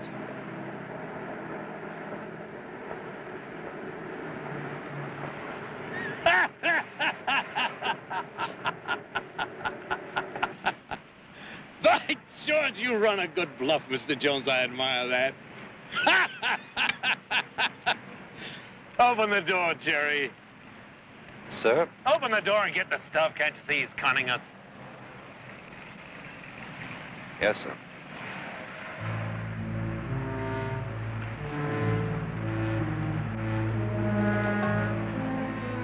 Of course, if you're wrong, the heroin goes too. That leaves you with $1 million worth of dust. Open the door, Jerry.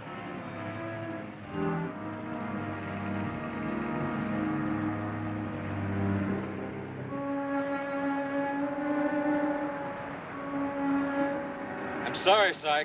I can't do it.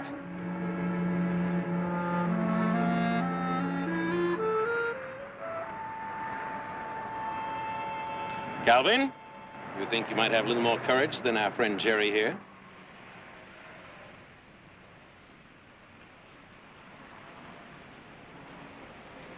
No. I don't think so. Why don't you do it yourself? Well, thank you. We've had more than enough dramatics for the afternoon. I take it you want the ladies freed first, is that it? You take it right. All right, Calvin, untie them. I don't think we have anything to fear from them. Now that we have Mr. Jones here. By George, that was your intent right from the start, wasn't it? I wager you play a marvelous game of chess. Only checkers. Betty, you take care and you get out of here. You think I'm leaving you here alone? I know what I'm doing. As soon as you're over that rise, I'll give him the heroin. Now, don't worry. Go on.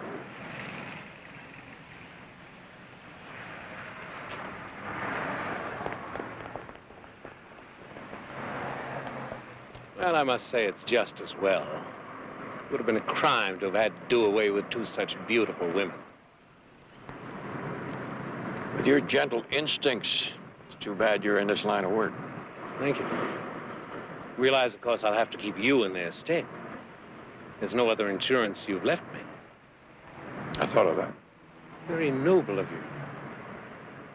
It's a most unusual trait in a man as shrewd as you are.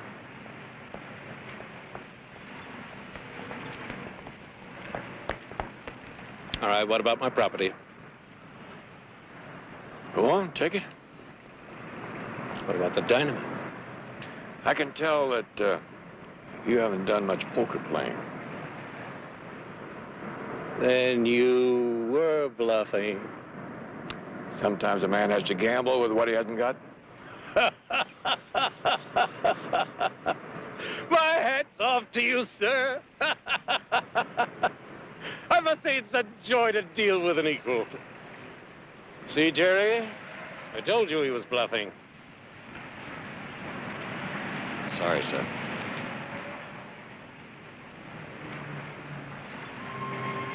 Open the door.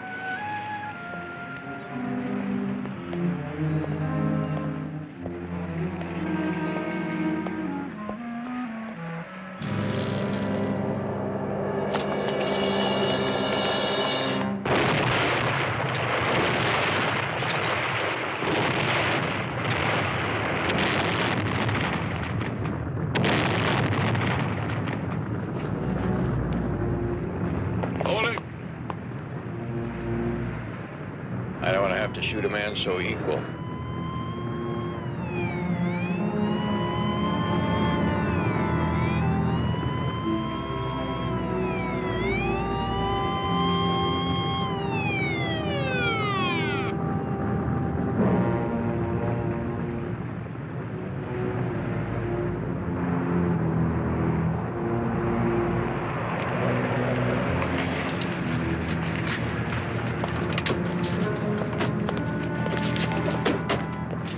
You all right?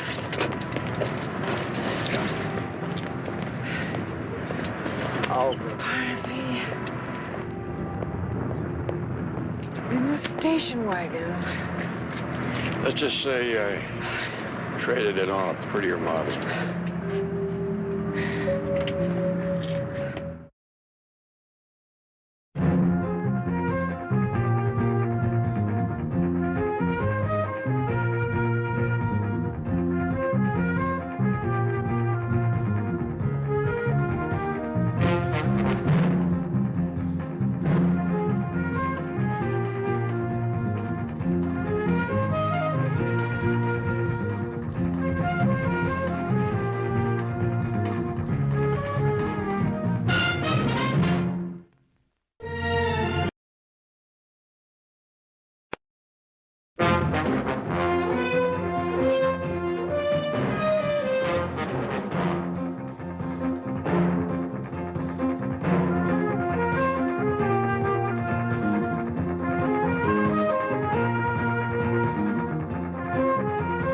Barnaby Jones, starring Buddy Epson, also starring Lee Merriweather, with guest stars Shirley Knight, Jane Elliott, Quinn Redeker, Joshua Bryant. Tonight's episode, Fantasy of Fear.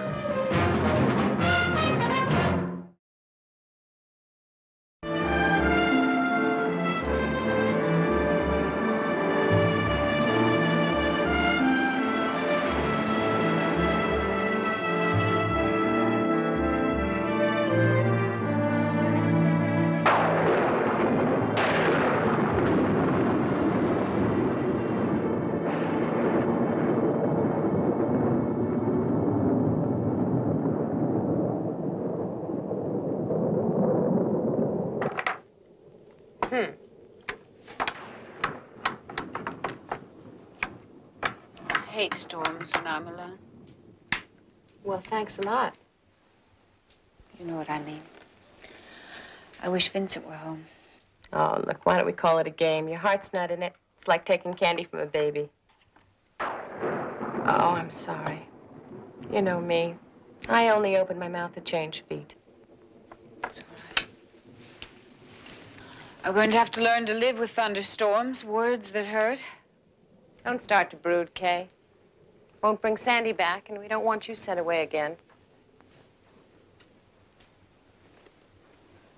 It'll take some time. Time's up. We all gave you a year with those high-priced shrinks. Now it's time you rejoined the human race, my friend. I'm trying, Anne. Kay, you've got everything. You have enough money to carpet the ocean from here to Hawaii. You have a beautiful man who loves you. All right, you're a rotten backgammon player, but you're a wonderful neighbor, and those are very hard to come by. So shape up and stick around. I'm still here. Look, you want to spend the night at my house? I'm dying to know if I snore. No, I'm going to call Vincent, say goodnight, and then I'm going to bed. Okay. And I would offer to help you clean up, but you're the only person I know who can afford disposable Dresden. Do you want a flashlight? It's so dark. My dear, when you have walked home from as many blind dates as I have, night and dark are the safest places there are. Good night.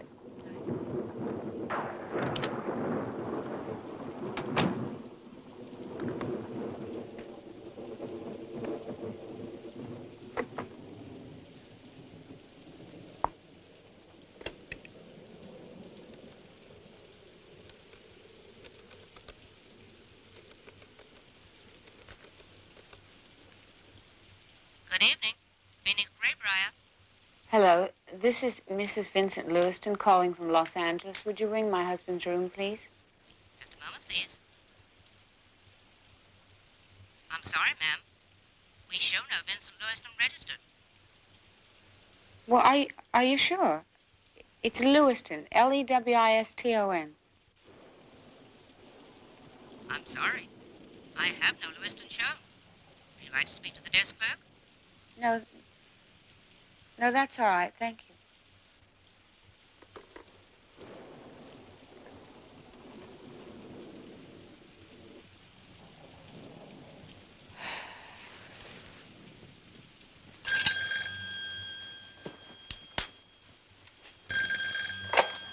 Hello?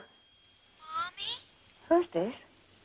Mommy, is that you, Mommy? I'm afraid you have the wrong number. I only had one dime left.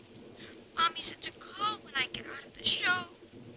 I don't have any more money. Don't cry. Please, don't cry. Where are you? The Colony Theater. Now I've got to walk home in the dark. No, no, dear, don't do that. Just give me your number, and I'll call your mother for you. Hello? Did you hear... Hello?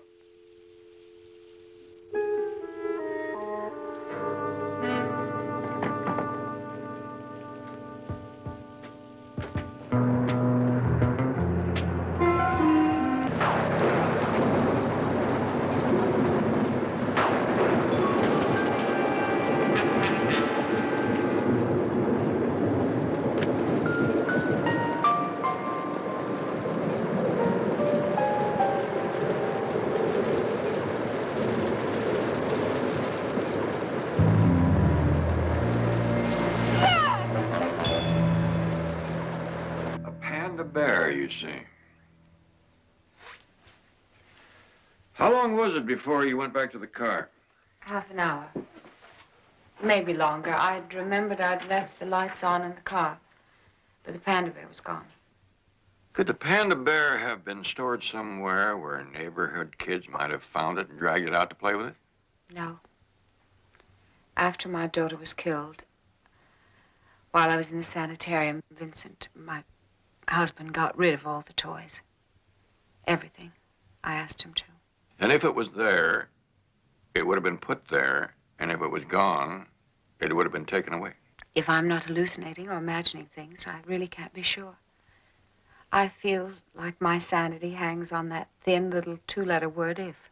This photographer you spoke of, Robert Justin Black. He showed up at the house a few days before what would have been Sandy's 8th birthday. You said he claimed you had made an appointment. Yes, to take Sandy's birthday picture. I sent him away. I don't think I was very nice. Then on the day that would have been her birthday, the delivery boy came and brought a blue bicycle? Yes, just like the one Sandy was riding on the day that she was killed by that hit-and-run driver. Oh, dear. Have you told this to anyone? No, I wanted to, but I was afraid. Who are you afraid of? Me, I guess. The doctor didn't want me to come home quite so soon. And poor Vincent has enough to worry about. The truth is, I just don't want to be sent away again. Your husband was in Phoenix. Yes. He's had to travel a lot in the last 4 years. Since my father died, he's managed the company. I guess I've been very selfish.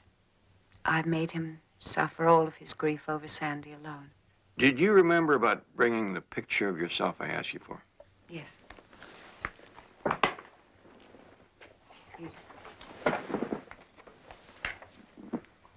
My husband will be home. I should be there. Oh, why don't you go? And just remember that you left all your troubles here. I'll try. Thank you, Mr. Jones. Bye. Bye-bye.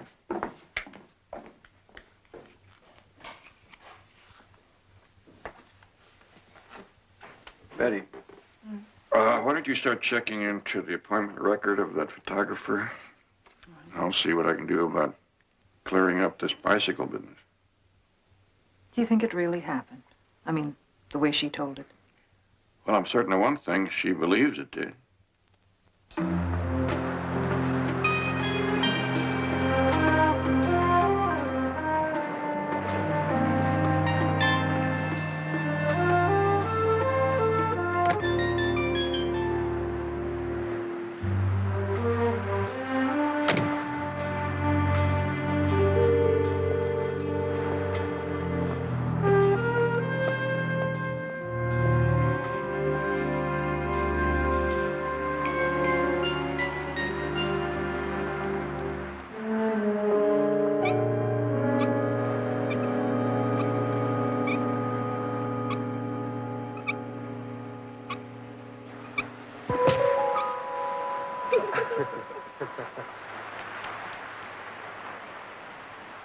What are you doing here?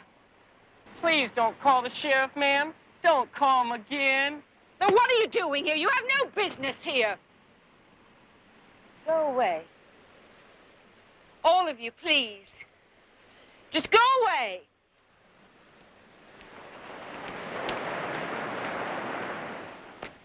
Hey! Hello. Vincent. What's going on? So glad you're back.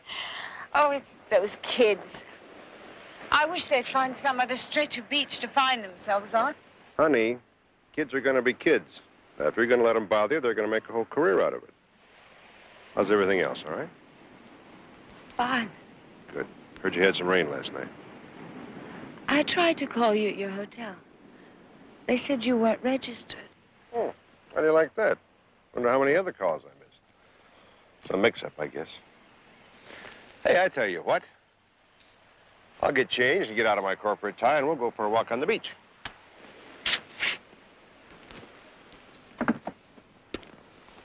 Where did this come from? I don't know. Those kids, I guess. Catch.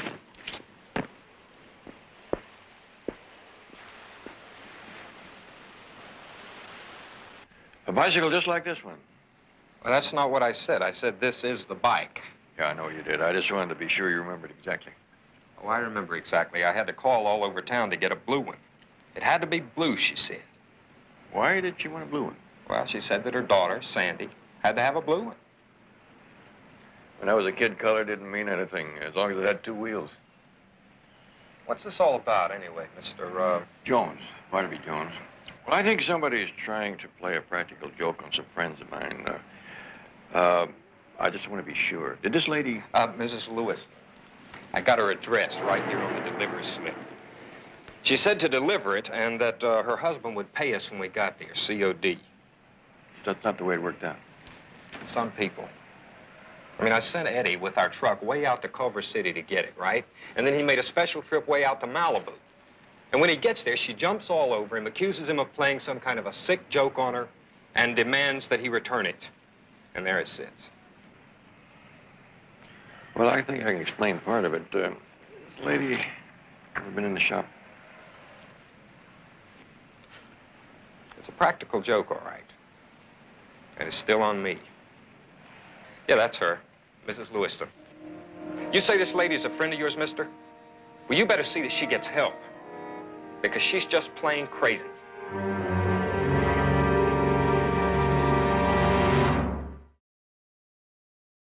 Honey, listen. On those kids.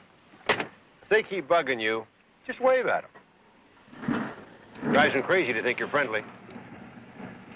Bye, baby.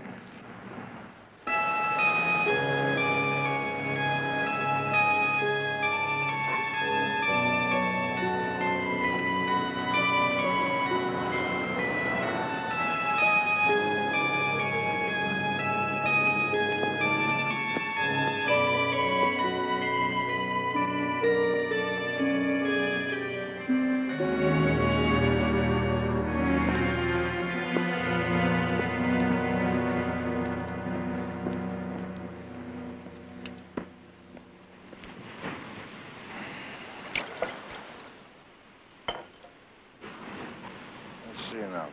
Did I or didn't I? Can't be too safe.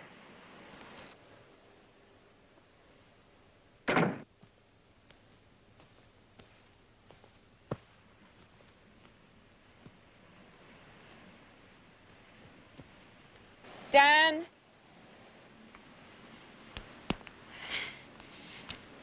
Dan, what are you doing here? Morning. To send a boy wonder off to play with your factory? I asked you not to just walk in here like this. I was just taking my morning constitutional and I ran out of gas. Always keep a light in the bar, coast to the coast. I don't care how many other houses you walk into and out of around here, but I prefer you came here when you were invited. Now, why don't you take your Bloody Mary and go? Married me, you wouldn't be left alone here all the time, like some piece of driftwood. You know, not being married to you is a blessing that grows brighter with every year. Now, come on. Shoot. Go on.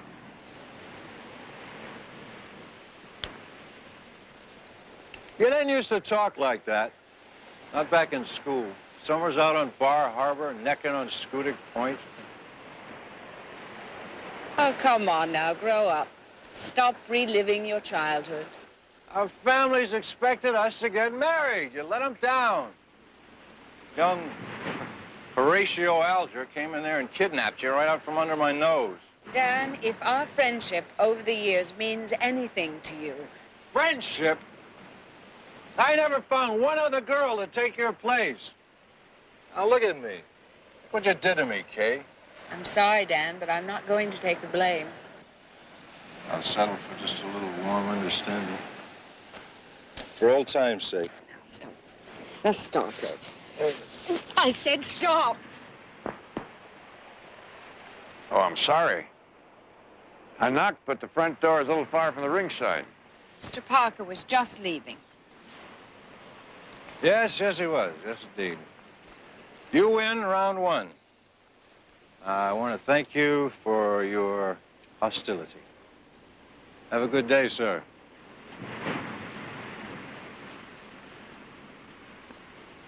From the look of him, he won't be on his feet for round two. Dan Parker, one of our resident bottle babies. He does have his first feeding early, doesn't he? Well, what's the verdict, Dr. Jones? I take it you've been looking into my symptoms? I had Betty check with a photographer. His answering service does have a record that somebody called up to set up an appointment, but it doesn't show whether it was a man or a woman. Meaning it could have been me. Not necessarily. But the man in the bicycle shop's going to be difficult to convince. I showed him your picture, and he was certain that you were the one who ordered the bicycle. That isn't possible. I don't believe this is happening. Well, one layer doesn't make a cake. Let's wait till all the facts come in. I was hoping your husband would be here. Not yet, please, Mr. Jones. I don't want him to know yet. Well, I have to talk to him about the toys sometime. If you did not imagine all this, then someone may be trying to do you harm. Are you sure he was in Phoenix the night before last? At this point, I'm not sure about anything, Mr. Jones. When I called the hotel that night, they said he wasn't registered. And what does he say? That there was some mix-up. Those things happened. Vincent wouldn't lie to me. Well, when shadowy things are going on, I have to look in the shadows. Vincent is my whole life, Mr. Jones. I trust him.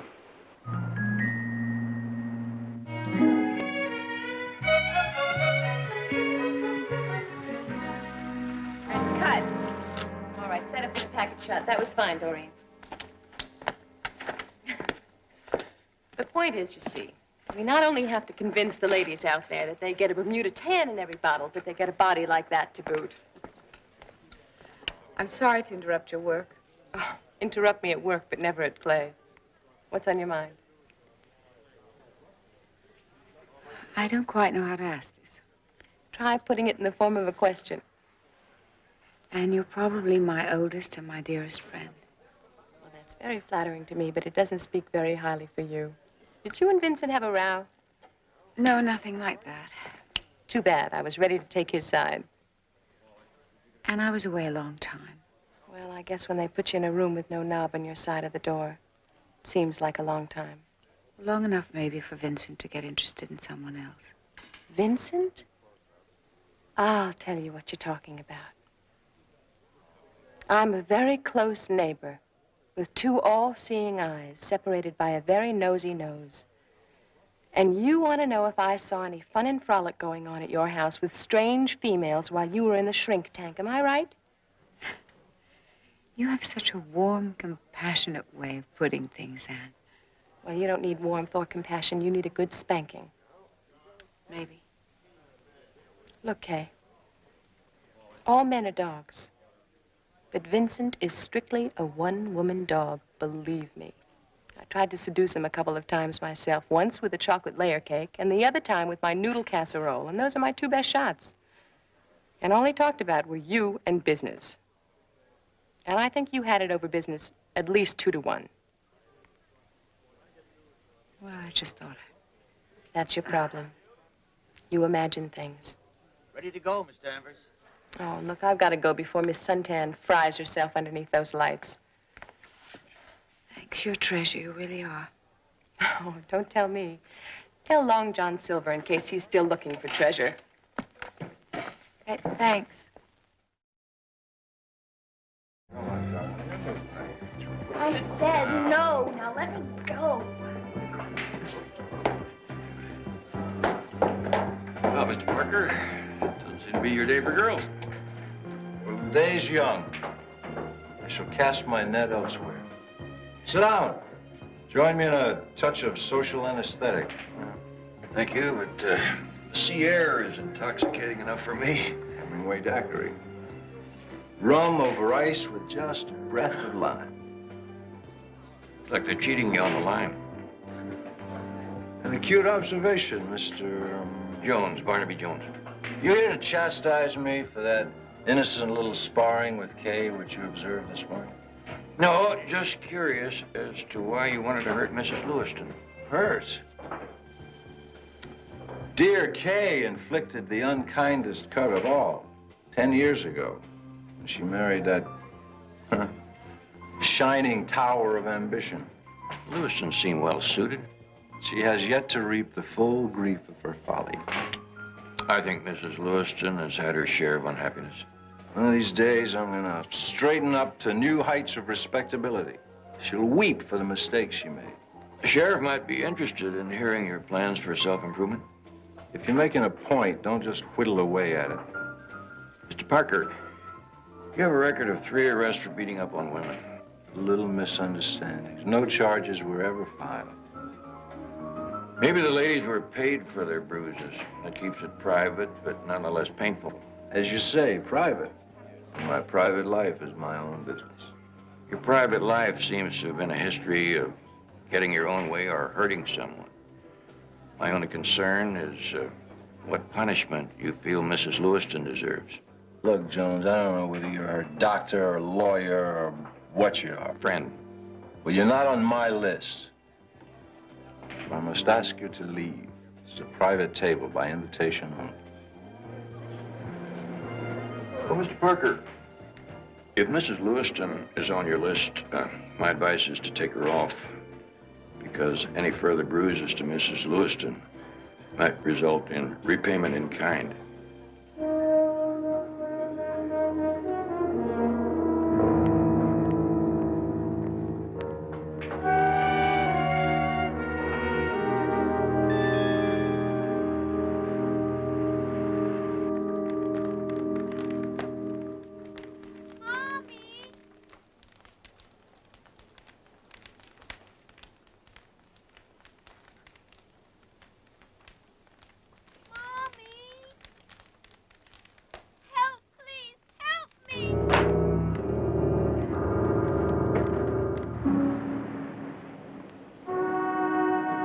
Who's out there? Please help me. Who is it? Mommy, Mommy, it's me. Help me. Sandy. Mommy, please help me. Mommy, Mommy, it hurts. Help me. Sandy. Sandy. Mommy, here I am. Help me. Please hurry. Hey, what are you doing here?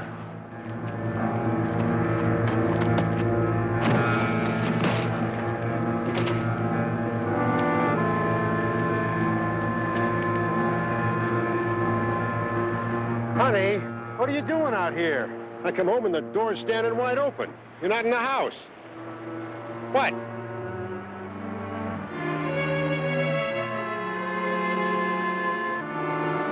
Oh, good God. What happened?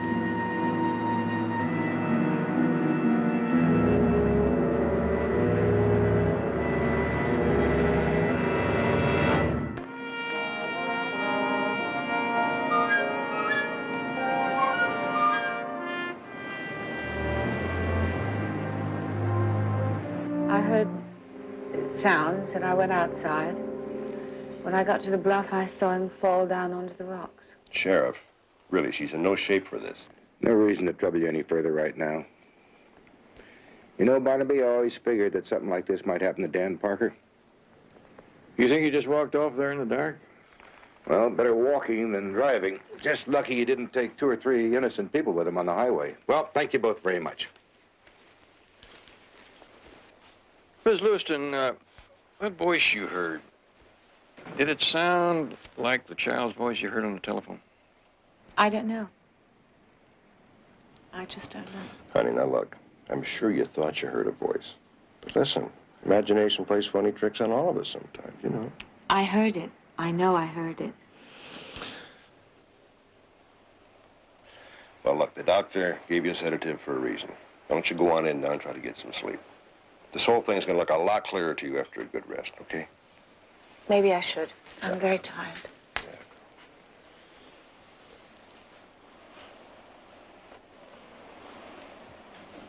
Mr. Jones. You go on, plop all those worries into a goose-down pillow. You know, I'm a fisherman, and sometimes a line that looks all snarled up will come free with just one little tug.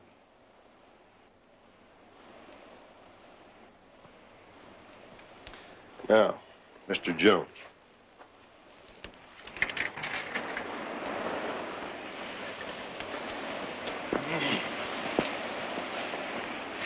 I want you to tell me something.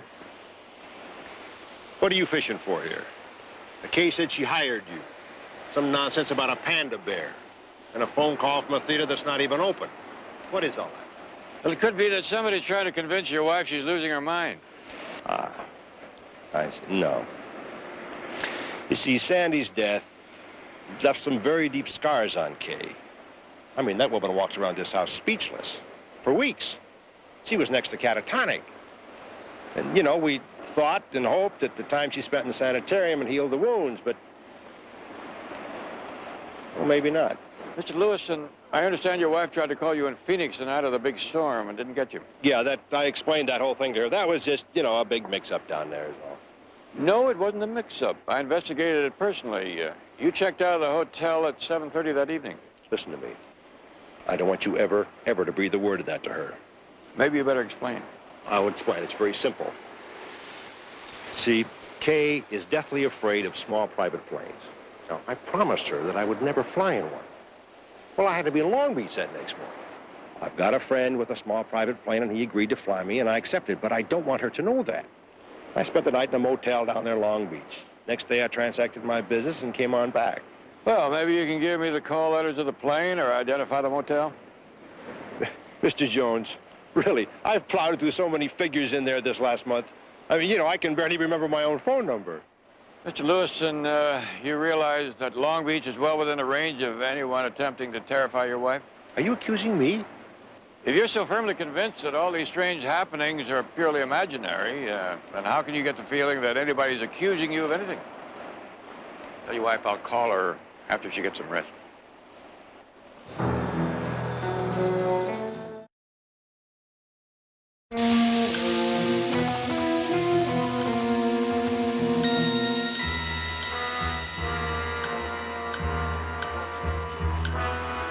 Hey!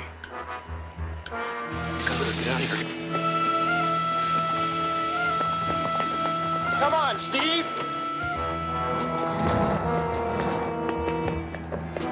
Hey, Buzz, you got a plan!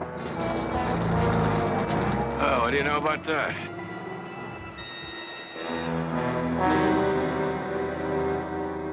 Yeah, Barnaby, there's nothing we didn't expect in the preliminary autopsy report. A long fall and a hard landing. Blood alcohol content rather low. You couldn't really arrest a man for drunk driving with a count that low. Well, drunk walking is something else, especially up there along that bluff where the footing's bad enough in daylight, let alone in the dark. Distance from the path to the bluff is only a few feet. Might make a world of difference in whether Dan Parker died accidentally or on purpose. Oh, you private investigators. You have a habit of trying to make something out of nothing. That may be, but one thing I'm out of the habit of, though, is changing tires. Oh? Have you got anything on 3 young people, 2 fellas and a girl?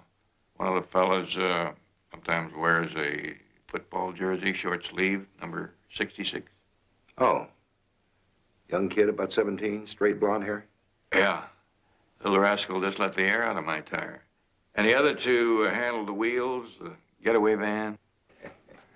Well, Barnaby, if you want to sign a complaint, their folks will be over here before the ink is dry. Besides that, they'll bring a lawyer who makes more in 1 week than I make in an entire year. Regular customers. Well, we try to grin until they grow out of it. I always sure wish they'd bring spanking back into popularity.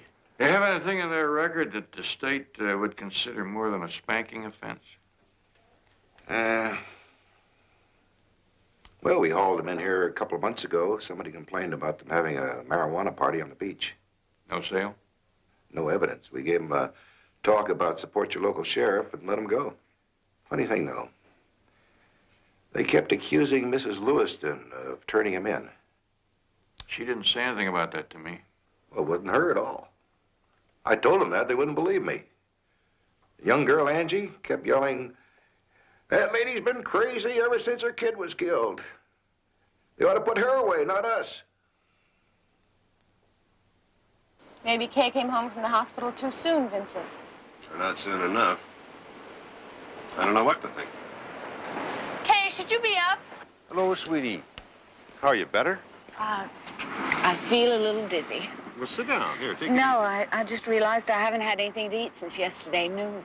Oh, well, I'll rustle up something potluck, if I can find the pot. No, I'll do it myself. I don't want to be waited on like I'm some sort of patient. I think there's some bread in the freezer. The sandwiches be all right? Sure.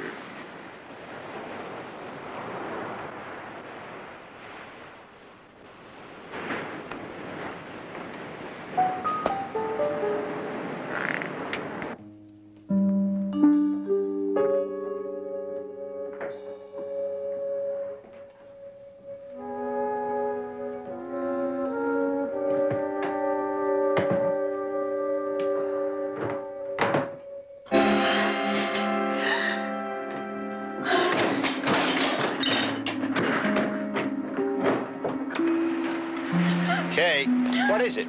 Kay, what is it? Kay, sit down. What is it? What is it?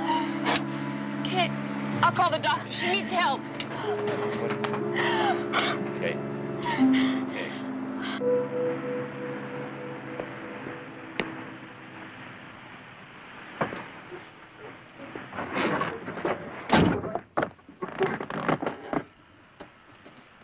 Let's have a little talk, Sonny. Hey! You run away this time, and I'm going to drive this thing right in the water and let the tide fill it up. Okay.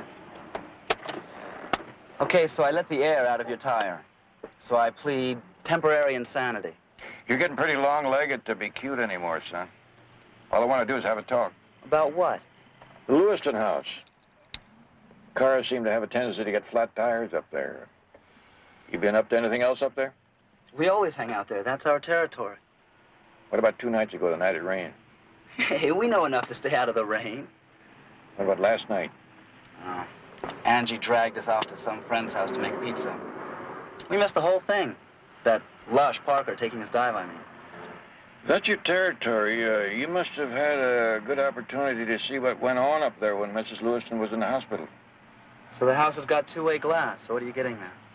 See anybody else up there while Mrs. Lewiston was away? Only that woman. What woman? I don't know. I never really got a close look at her. Did she spend a lot of time with Mr. Lewiston? No, mostly she was up there when he wasn't even home. Used to see her walking around inside the house.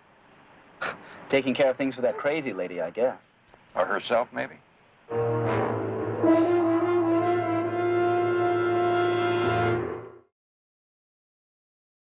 How is she, Doctor? Kay is suffering from severe shock, Vincent. What happened? Well, I don't think I know. She slept for a while after that sedative that you gave her. Then she woke up, she was hungry, she went into the kitchen. Did she say anything before? Was she rational? Oh, yeah. What'd she say? She said, I think I've got a loaf of bread in the freezer, if you don't mind sandwiches. Then when she came back out, she was, well, you saw. Well, we won't know any more for 2 or 3 hours. She's sleeping now. I'll be in touch with you, Vincent. Thank you, Dr. Myers. I've got a whole office full of people from Washington in about 25 minutes. I've got to get to a phone and cancel. No need to do that. The doctor said it's going to be 2 or 3 hours. I'll call you if anything happens.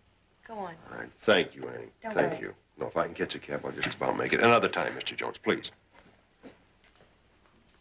Such a terrible strain on him. I don't know how he manages. You mentioned calling a taxi. Did he ride here in the ambulance with Mrs. Lewiston? Yeah. It's a good thing, too. I was so upset I could hardly drive myself. Poor Kay. You've known her a long time. Yeah. I used to be able to make her laugh. I guess that's all over now.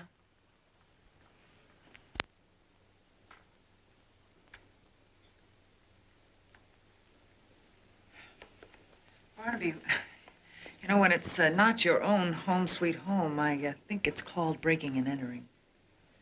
Are you getting too old for this kind of work, Betty? I'm just offering a legal observation. Well, keep observing. On a round trip from the patio to the kitchen, Mrs. Lewiston saw something that caused her to go into shock. I wonder if it could have been this.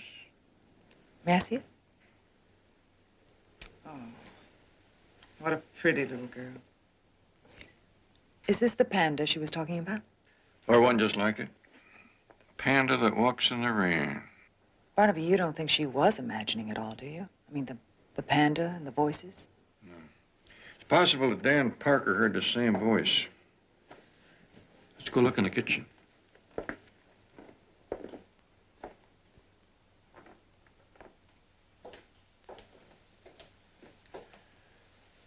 I think I have a loaf of bread in the freezer, is what she said.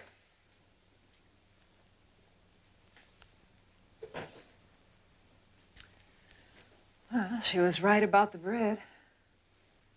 She wouldn't be scared speechless by a loaf of frozen bread.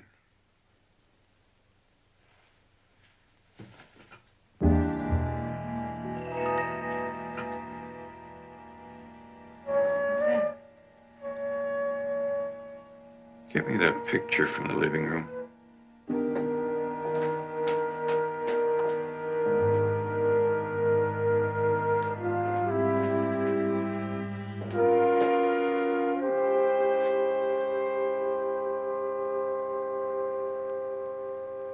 Looks like our panda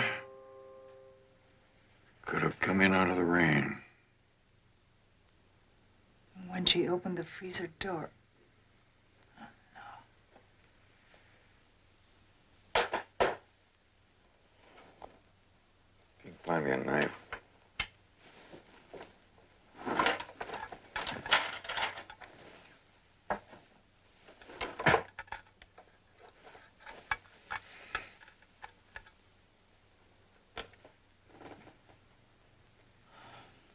She said one eye was loose. Kay Lewiston has been seeing and hearing things that are real, not imagined. I want you to do some checking for me, real fast. I can't stay here overnight, Anne. Calm down. Where's Vincent? I can't get in touch with Vincent. I have tried for 2 hours, but I'm sure he'd want you to stay right here. I can't. I can't stay in this place. All right. I'll take you home. Maybe he'll be there when we get there. Just want to get out of here. No, this way.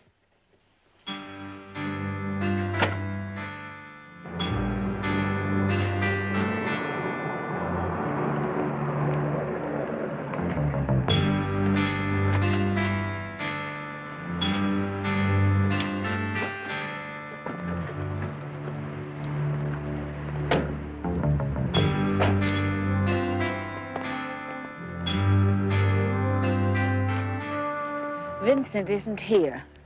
He'll be here. You'll see.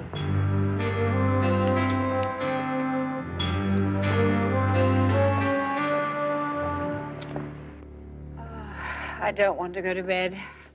I want to wait for Vincent. If you think I'm going to sit and grow old with you waiting for Vincent, I operate a drive-home tuck-in service, that's all. Now get undressed and get into a robe. I'll draw you a nice warm bath.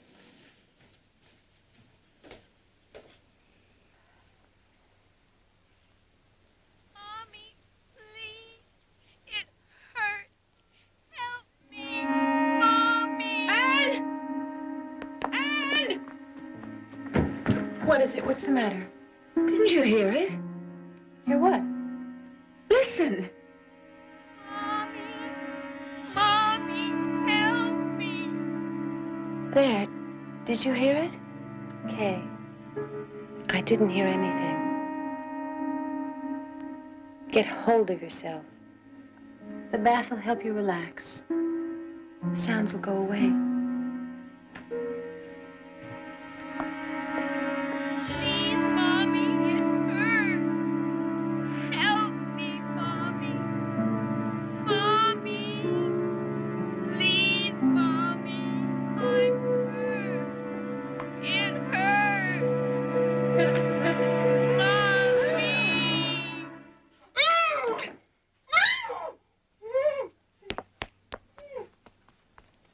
Kay!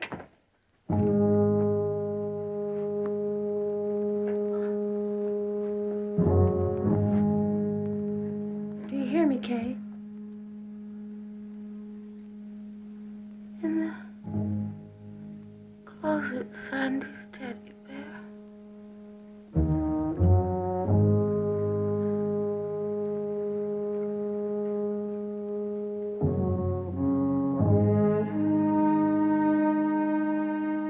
There's nothing in there.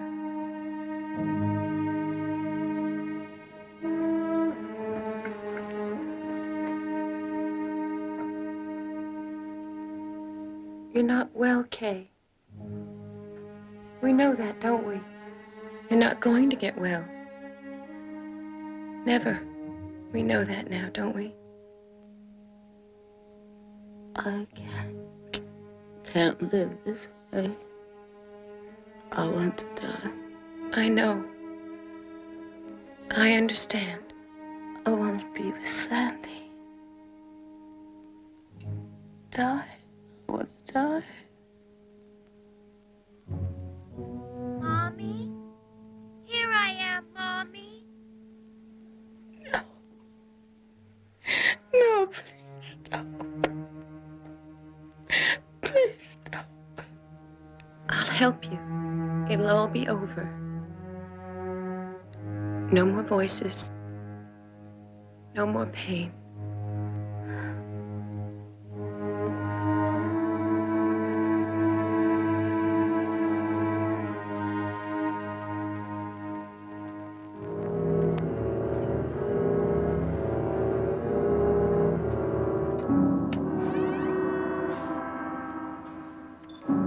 Don't worry, Kay. It's all so easy.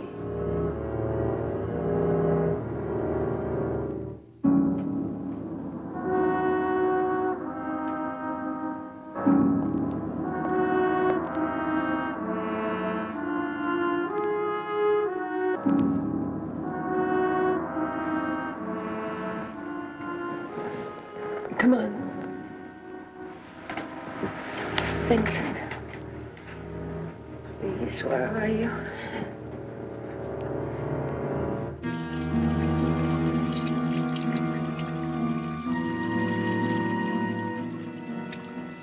Vincent? Don't worry about Vincent. He'll be fine with me. He needs a strong woman.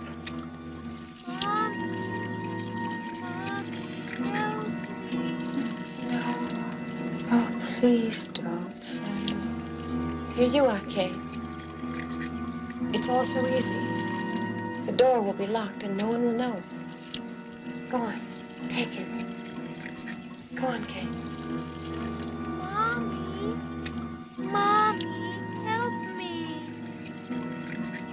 Mommy, help me. I miss my baby. You'll see your baby.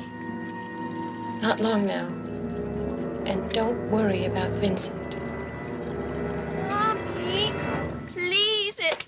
You're very talented, Miss Danvers, but I don't think your talent quite extends to a perfect murder. No!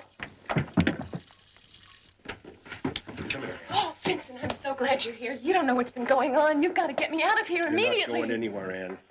You're not going anywhere.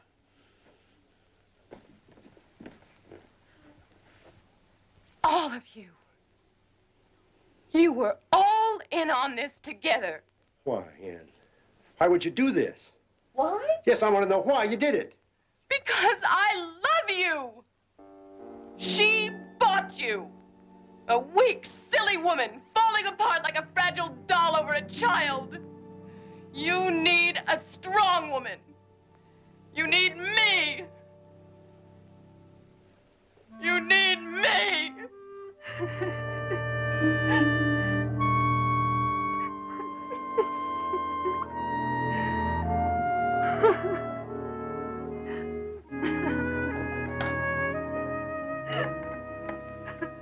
Operator, give me the sheriff.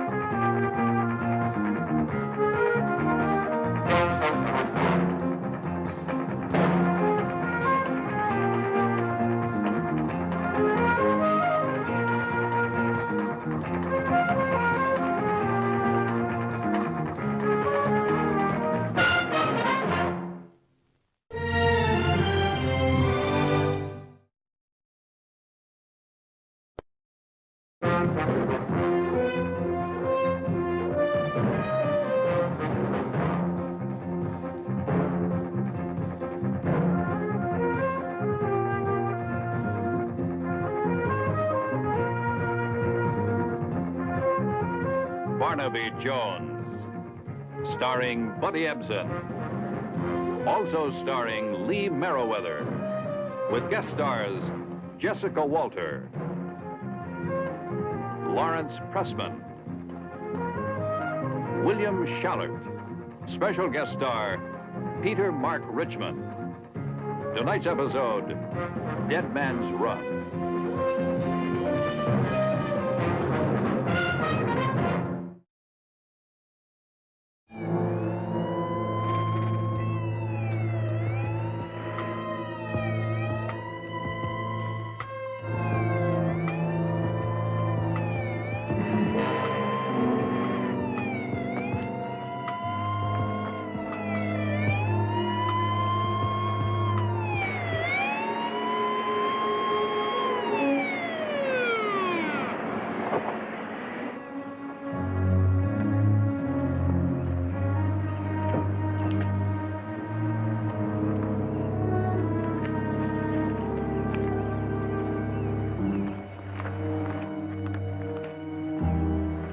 Ma'am? I told him he was going too fast. Are you hurt? He lost control. Better put this on. Now, can you tell me your name? Mrs. Bernice Kellner. Is the driver your husband? Yes.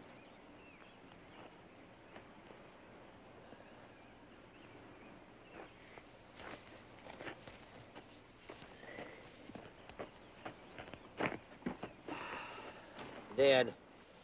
Broken neck, it appears. See if you can reach his coat, huh? Yeah. Woman's his wife. Name's Kellner. I'll go talk to her. Lloyd C. Kellner. Her name's familiar. Yeah. I think he's been in the papers recently. Would you take him back to my place?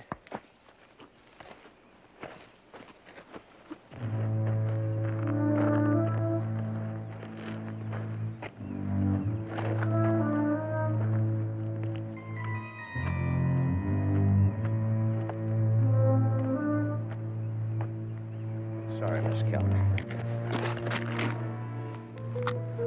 My name is Friels, and I'm the county coroner and a mortician. And if you wish, I could take care of your husband until you make final arrangements. Please.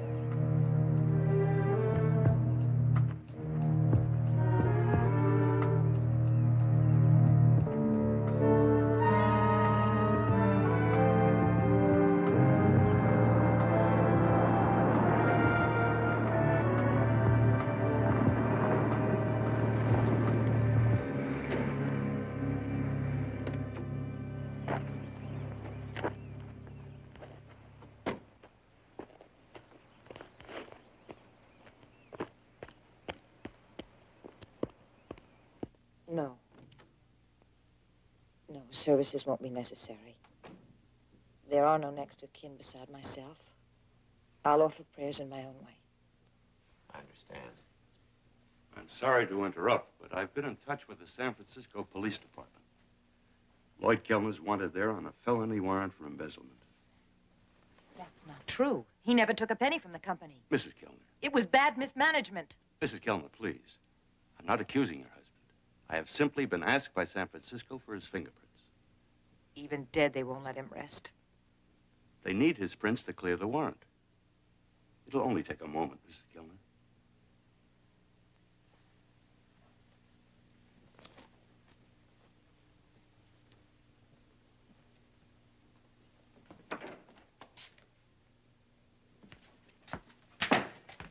Exactly what did Kellner do? He was controller of some company that went bust. It's all I got from Frisco. Are you handling the burial? Yep. She wants him cremated.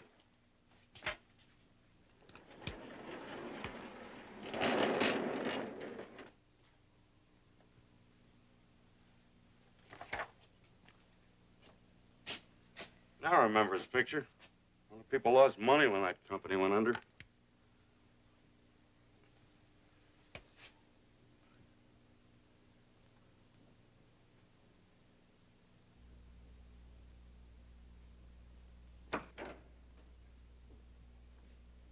Thank you, Mrs. Kellner.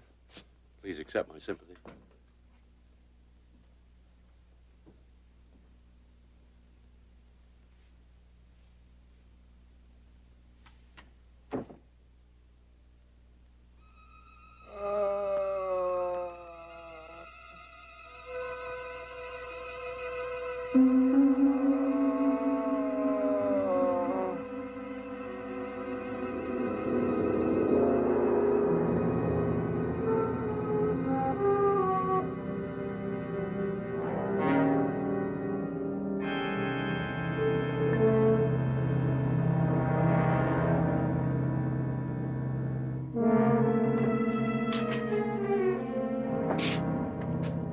He's freezing. I told you that dry ice was overdoing it. He's fine. Shaking off the effects of the depressant faster than I counted on. He could have frozen to death.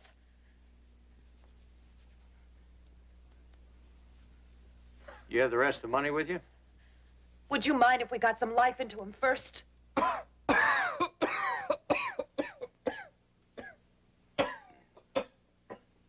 He's coming around. Congratulations, Mr. Kellner. You're officially a corpse.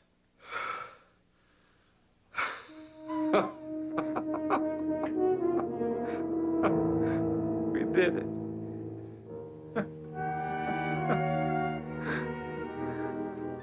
It'll take the federal attorneys months to put all the pieces together. But the total losses are certain to be upward of $60 million. Thanks, Betty. How does a big investment house get away with this kind of manipulation? Simple. Just declare long-term receivables as profits and investors rush to your door. But the recent market crunch proved it was a roller coaster ride for the stockholders. What about that Richard Stamens himself, the company president? Apparently, he took the same bath as the stockholders. He's in personal bankruptcy now. Bad business judgment would be the extent of his responsibility. But his controller, this Lloyd Kellner, well, that's a different matter. With Kellner killed in the car accident, won't proving the embezzlement charge be difficult? And really a moot point now. You see, the stockholders who have retained me as their counsel want some assurance that this Lloyd C. Kellner was not putting away a substantial nest egg during the past 6 months. Evidence points to the existence of a nest egg. Mr. Jones, we want you to find that nest egg. Between 3 and 4 million, you tell me. Based on the false entries already uncovered, we're in that neighborhood. We have a hunch it'll be in negotiable currency. Embezzlement of this kind following that pattern. I suppose if your intention is to run, cash would be the easiest way to handle it. Well, I'll leave those papers with you, and please, if there are any questions, call me. Yes, I will, Mr. Moore. Thanks for the coffee, Betty. Oh, you're welcome. And good luck, Mr. Jones.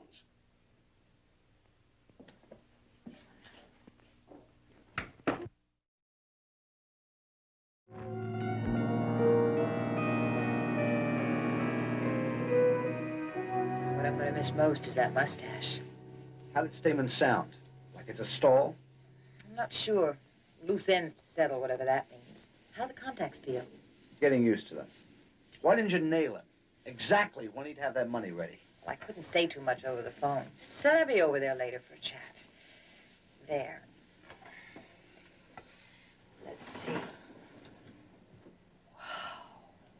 10 years younger. I'm jealous. And such lovely green eyes.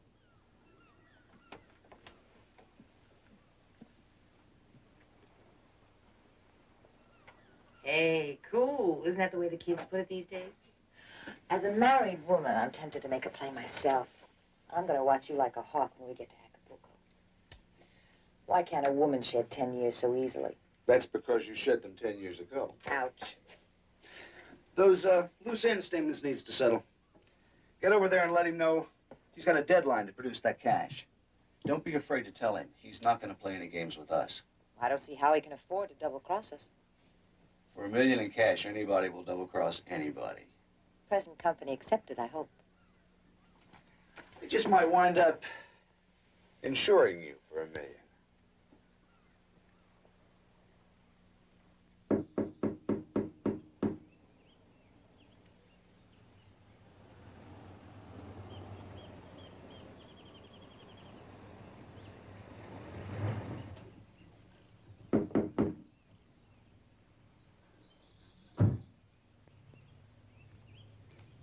Mr. Friels? Yes? What can I do for you? I'm Barnaby Jones, private investigator. Hope I'm not interfering with your work. Oh, no. Oh, of course not, Mr. Jones. Mighty pretty country you got around here. Guess you've had some excitement with the Lloyd Kellner death. Well, Mr. Jones, I already talked to some officials down from San Francisco. Yes, I read those reports. I'll only take a minute of your time. All right.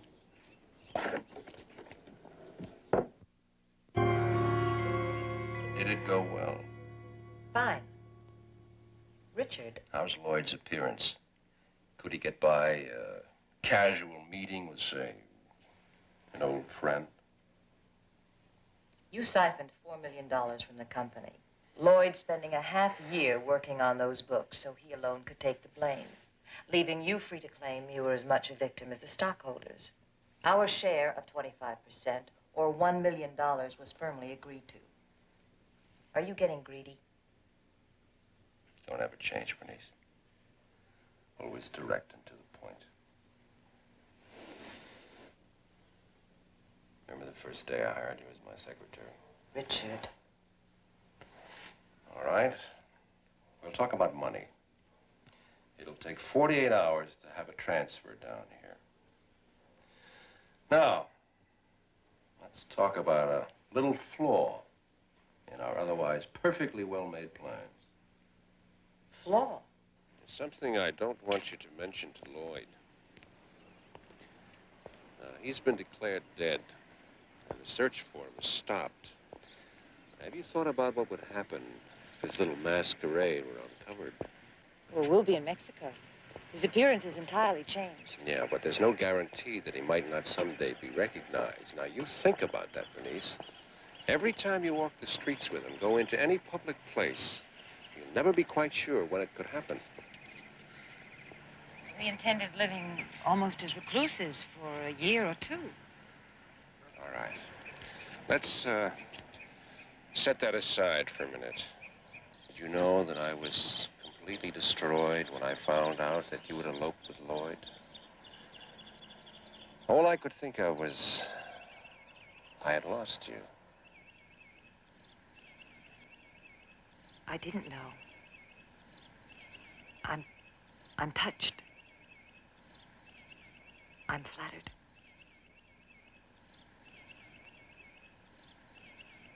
I've often wondered if some feeling for me lingered on after your marriage. Are you afraid to answer that, Bernice? Well, I am married now, Richard. Yes, you're married to a time bomb ticking away. And there's no question it'll explode, only when. This is suddenly becoming frightening. The thought never occurred to me. With Lloyd, you could face prison. Maybe all of your best years taken away from you. With me, there is no hiding. There is no place we can't go. Nothing we can't do. What are you talking about? What about Lloyd? He's been declared dead. Simply think of him that way. A dead man. I've often thought back to how it might have been.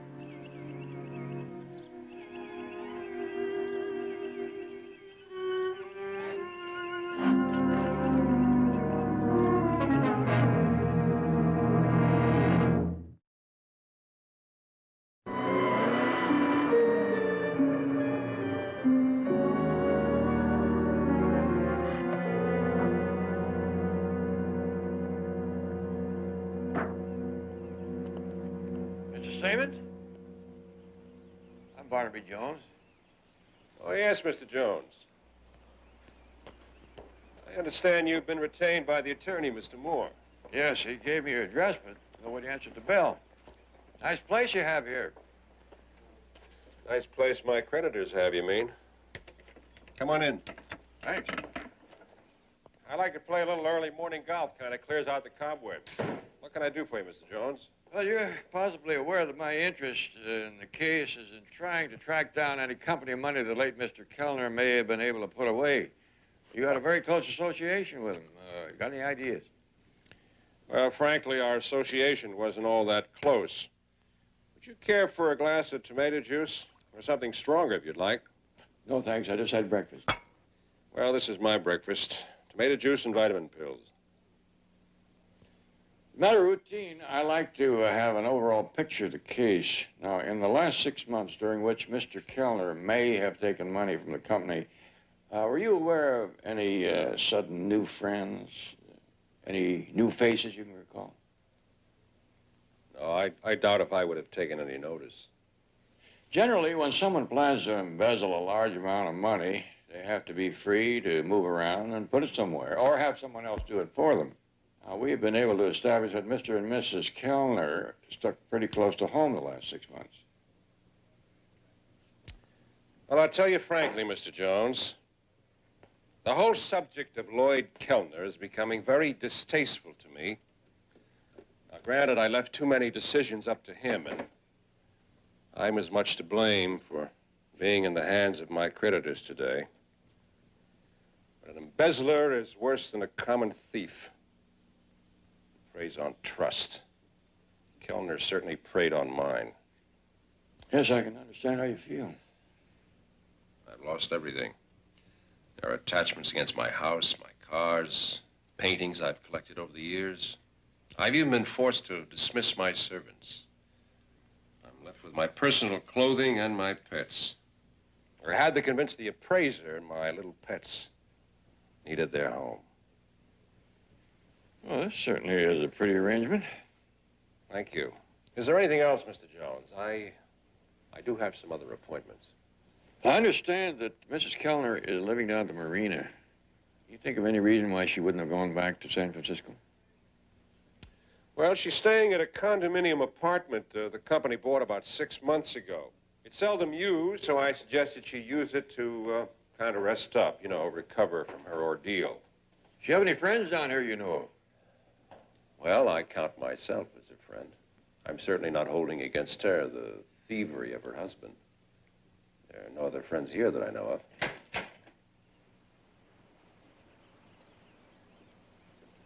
Well, thank you very much, Mr. Stevens. You're welcome.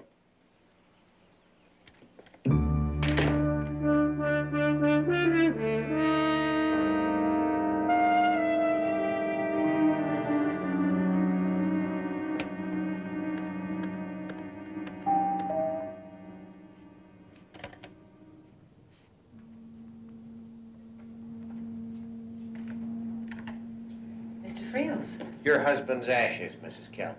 What? Please come in. Just a little personal service. delivering the urn to the bereaved wife. Final detail. Should anyone question you about Mr. Kellner's ashes? Yes, we should have thought of that. Sorry you had such a long trip. Couldn't you have mailed it? I thought it important enough to deliver it in person. I do appreciate your trouble. There's a charge for the urn and the delivery. Certainly, I'll get my wallet. You might wish to rent a boat, dispose of the ashes at sea. It's a good idea. I'll take care of that. How much do I owe you? $25,000.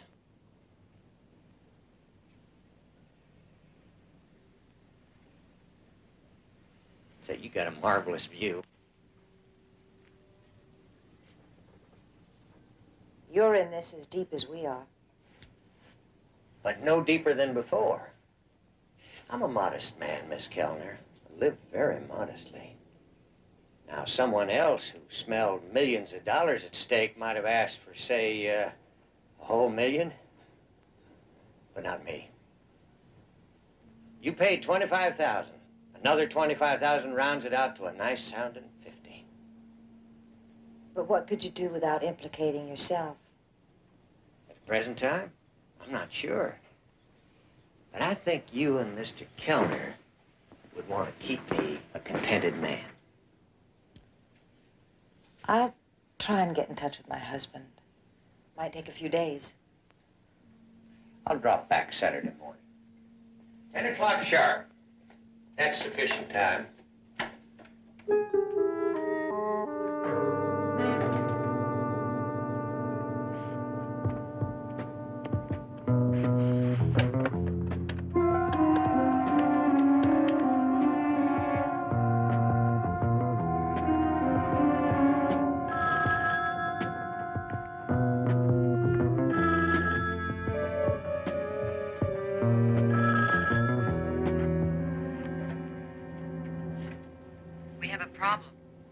What kind? Not on the phone. And I don't think I should come to the boat anymore.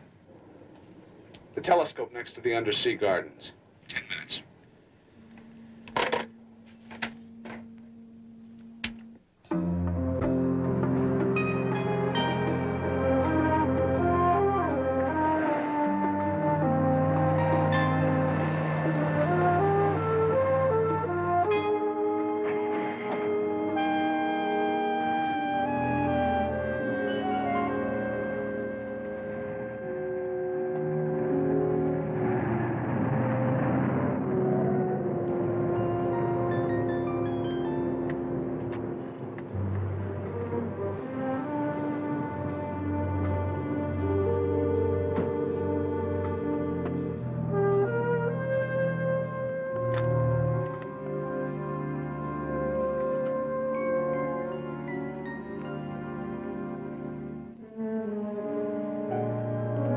Miss Kellner, I didn't mean to startle you. My name is Jones, Barnaby Jones. I thought possibly Mr. Moore might have told you that you'd be hearing from me. Look, Mr. Jones, if you're another attorney... No, a private investigator.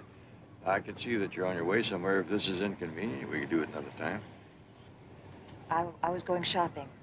Well, I don't have many questions. Why don't I just walk along?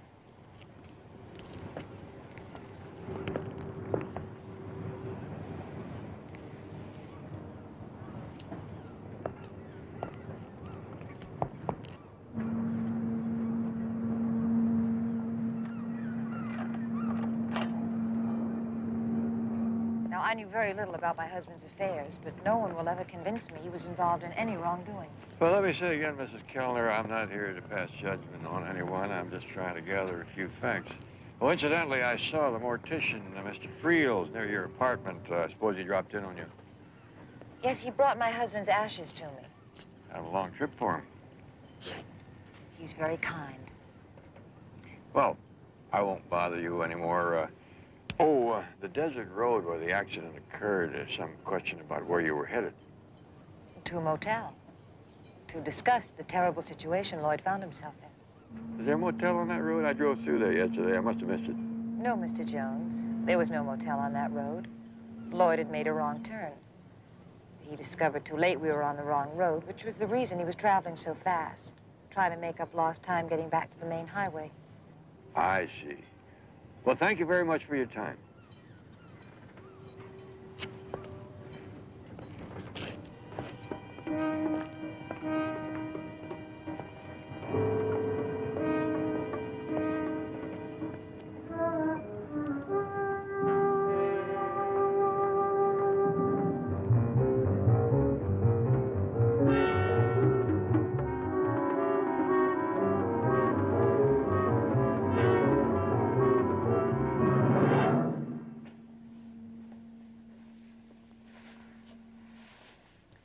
His name is Jones. He's a private investigator.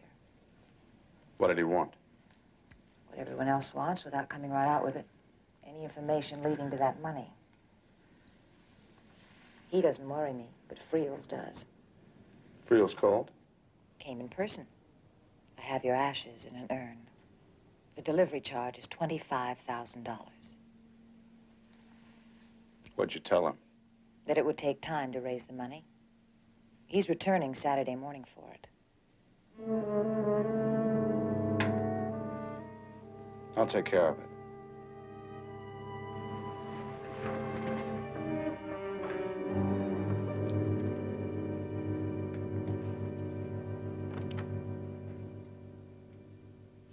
Well, if you're here for the services, sir, I'm sorry they're over. Yes, I know. Well, it's rather late, but if you're a friend of the deceased... Haven't we met before? 25,000 was the price. Well, that's incredible. You look so different. There's only 10 there. That's all I could raise in such short notice. Can we come to terms? What kind? Well, I've got most of it in investments. Give me a month. How do I know I'll get paid? You and your wife off, Lord only knows where. We'd never chance double-crossing you. What? I bet you've got the whole story written down and put away in your safety deposit box, haven't you? That was the first thing I did. You made a good guess, Mr. Kellner.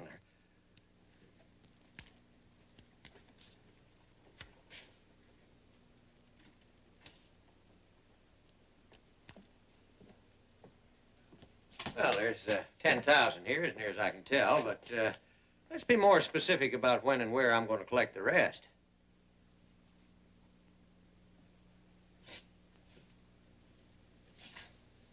A little scary, isn't it?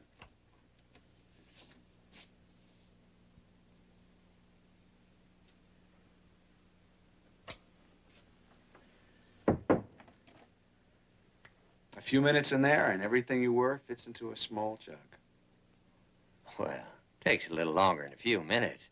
But let's talk about how I'm getting paid. Well, that's going to be a little complicated. You know, Friels, you'd never win any prizes for lying. Huh?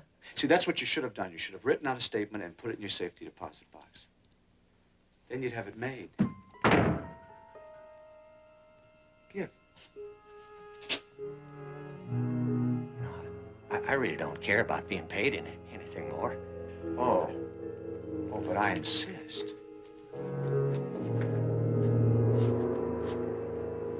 And I hope you have a personal preference for cremation.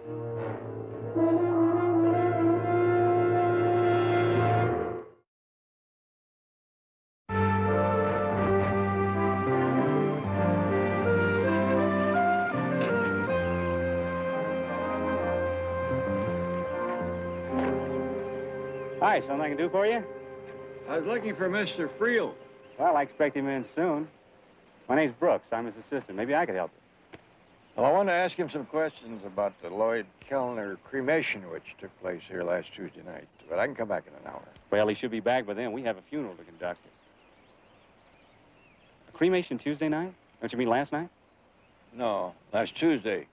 Mr. Kellner was killed in a car accident, and they brought him here and cremated him the same night. Well, I wasn't here on Tuesday. I didn't get back from my vacation till yesterday, but we've had only one cremation since I left, and that was last night. Before I left on my vacation, I had this tank refilled myself. It was still full when I got back yesterday, but as you can see this morning, it's down some 20 pounds, and that's just about what we use for one cremation. Are you saying that since your vacation, there's been only one cremation here, and that was last night? That's right.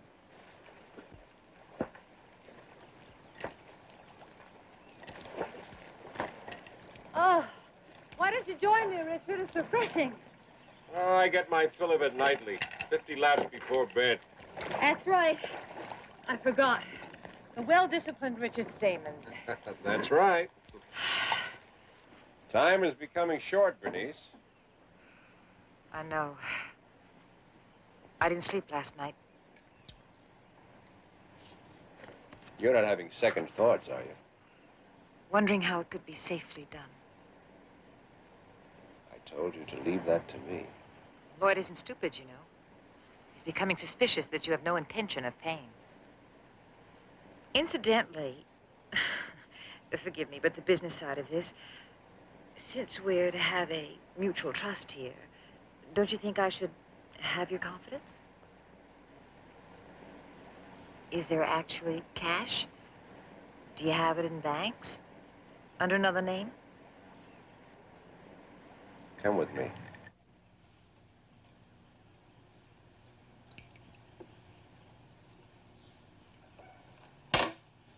Pretty, huh? A colored pebble?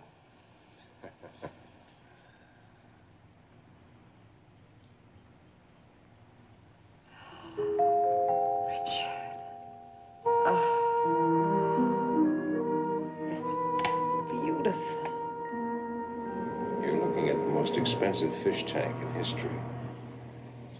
Top grade, finest cut. A little over $4 million. The finest quality diamonds Amsterdam had to offer. That's all ours.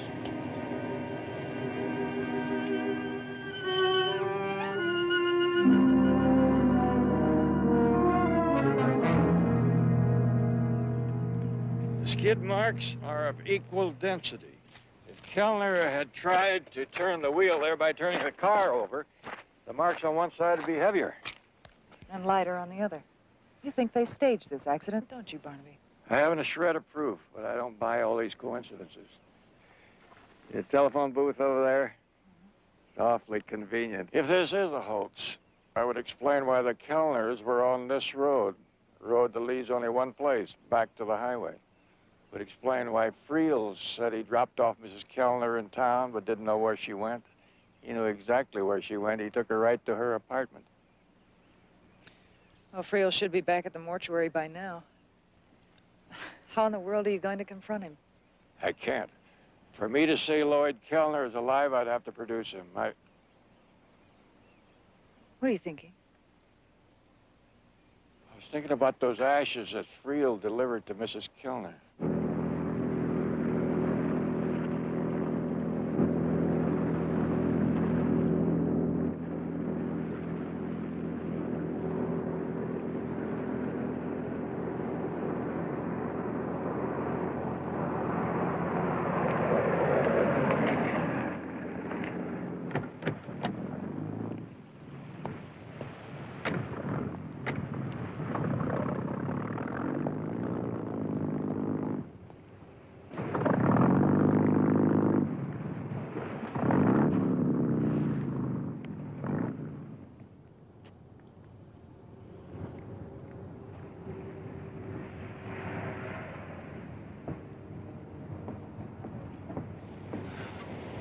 She scattered the ashes at sea?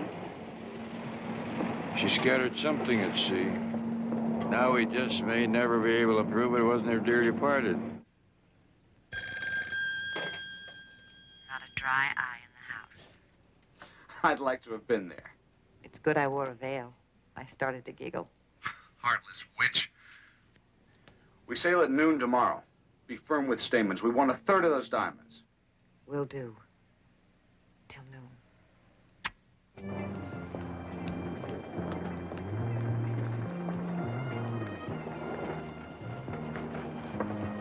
Friels never returned to the mortuary. Did you talk to the sheriff?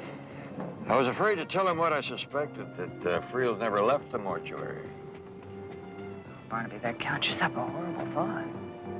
Were you able to add anything to the file? No. You were talking about too many coincidences? Well, I have a few more for us. With 6 months ago being the common denominator. That's about the time Lloyd Kellner started fooling around with the company books.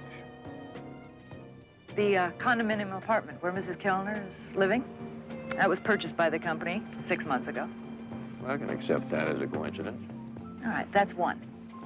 6 months ago, Lloyd Kellner started taking language classes in Spanish. Exactly 6 months ago. And exactly 6 months ago, he became a member of a yacht club in San Francisco. And then he still had time, although I don't know how he did it, to enroll in a power squadron school. I spoke to the commodore of the school, and he said Lloyd Kellner took all of the courses right up to and including celestial navigation. Celestial navigation.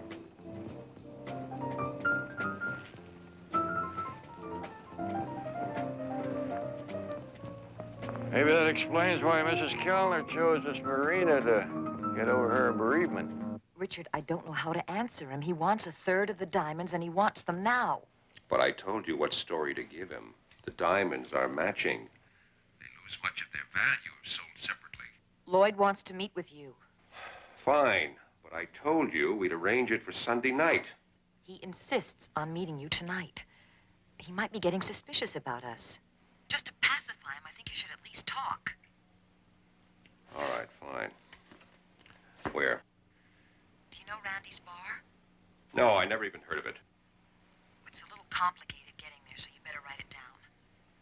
Lloyd says he's making trouble if you don't show. All right, hold on.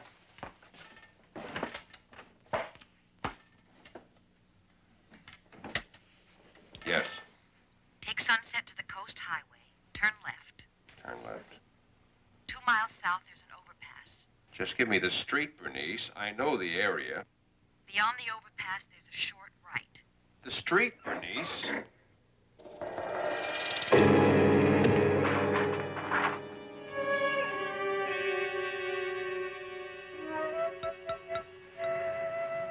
You work real fine. I'll be right over. Good.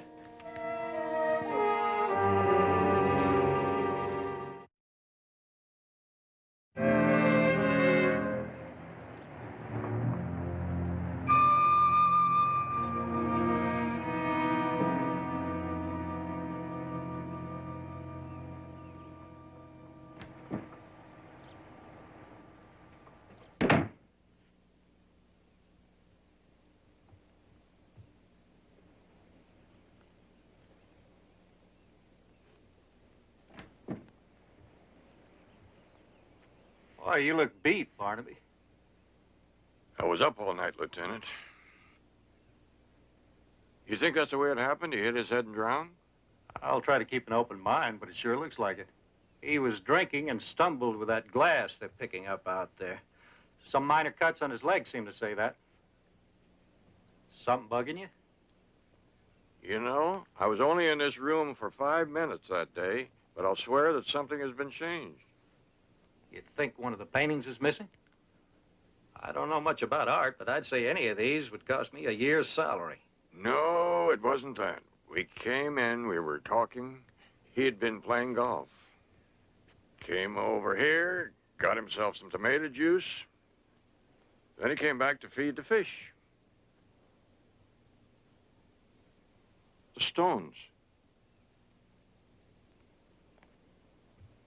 What stones? They're gone. Huh? They were in the treasure chest, kind of spilled out over the sand. About 2 or 3 dozen of them. What kind of stones were they? Just ordinary stone, kind of colorful.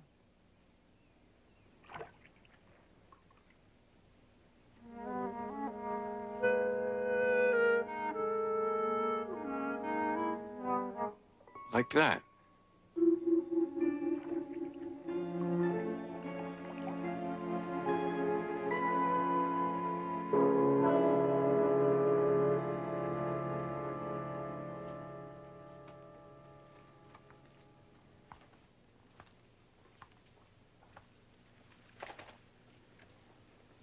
was on the radio.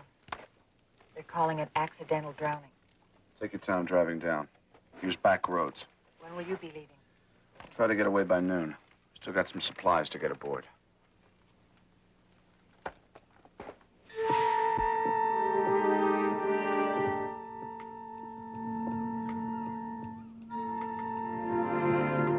Anybody home?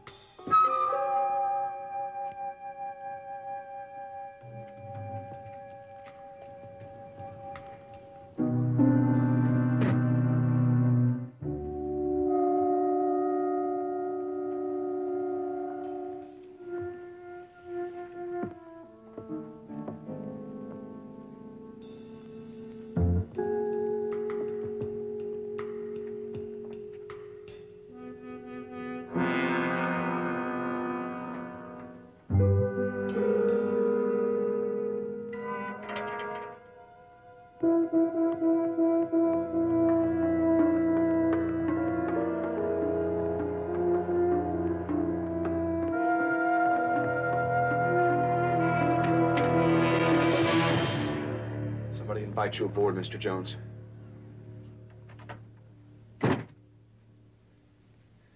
How did you find this boat? That's very remarkable. You're much younger than the picture I had of you. How'd you find it?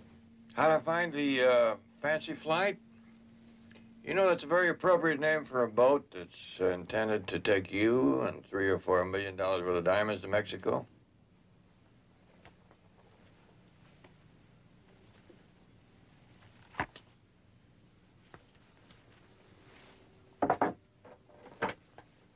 I asked you a question. Well, it's a little complicated. Almost as complicated as you planning your own death. Hello? Get over here, right away. I need you. Right away. It's surprising, Mr. Kellner, how ideas come to you.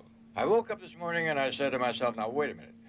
What would Mr. Kellner be doing that no honest boatman would be doing? You always this chatty. So I came up with a thought that all your transactions would have to be in cash. Even a checking account under an assumed name would be dangerous. Do you realize, Mr. Kellner, how few people pay their dock slip rentals in cash? If you're so clever, why aren't the police here? I have a feeling that they're on their way. That's a bluff. You had nothing till you boarded this boat. Oh, I had a few little things and some imagination. Am I to assume that our mortician friend, Mr. Friels, has departed for a better world? He was a fool.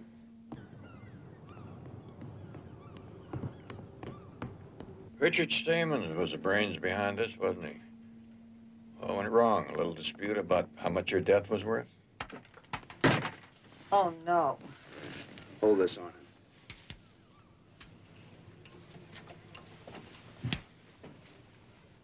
Miss Kellner, you strike me as being rather gullible in several ways, especially the way you let Stamens con you into believing those were real diamonds. Of course they're real. Did you ever take a close look at one? I'll cast off. Don't listen to him. And don't be afraid to use that gun if he moves an eyebrow. Why would he go to the trouble of making paste diamonds? 6 months is long enough for him to dream up a way to pay you off with some nicely cut glass.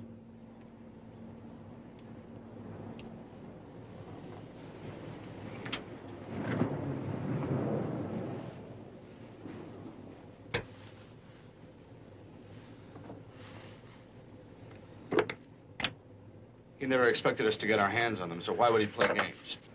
Maybe Stamens trusted you a lot less than you thought.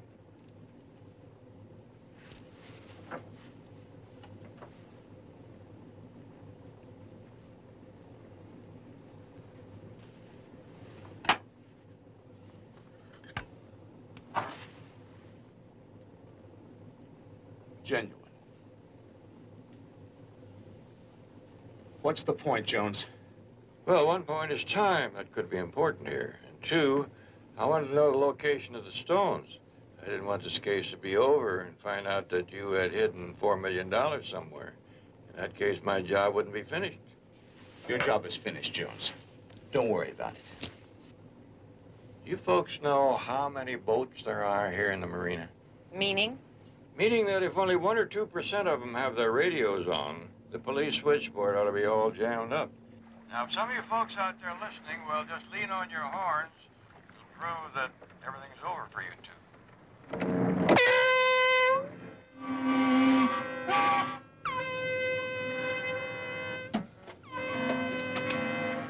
Is it on? I'll cast off. If he makes a move, kill him. I might mention, Mrs. Kellner, a police monitoring post was set up in the marina this morning.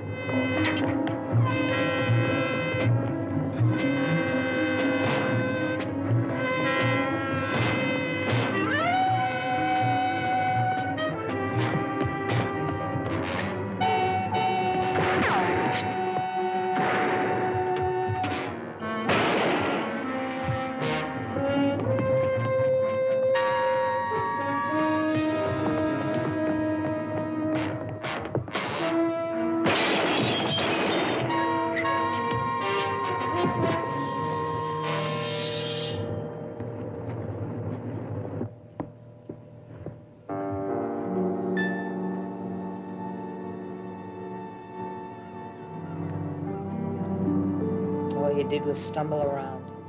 Lucky guesses. If that consoles you, Mrs. Kellner?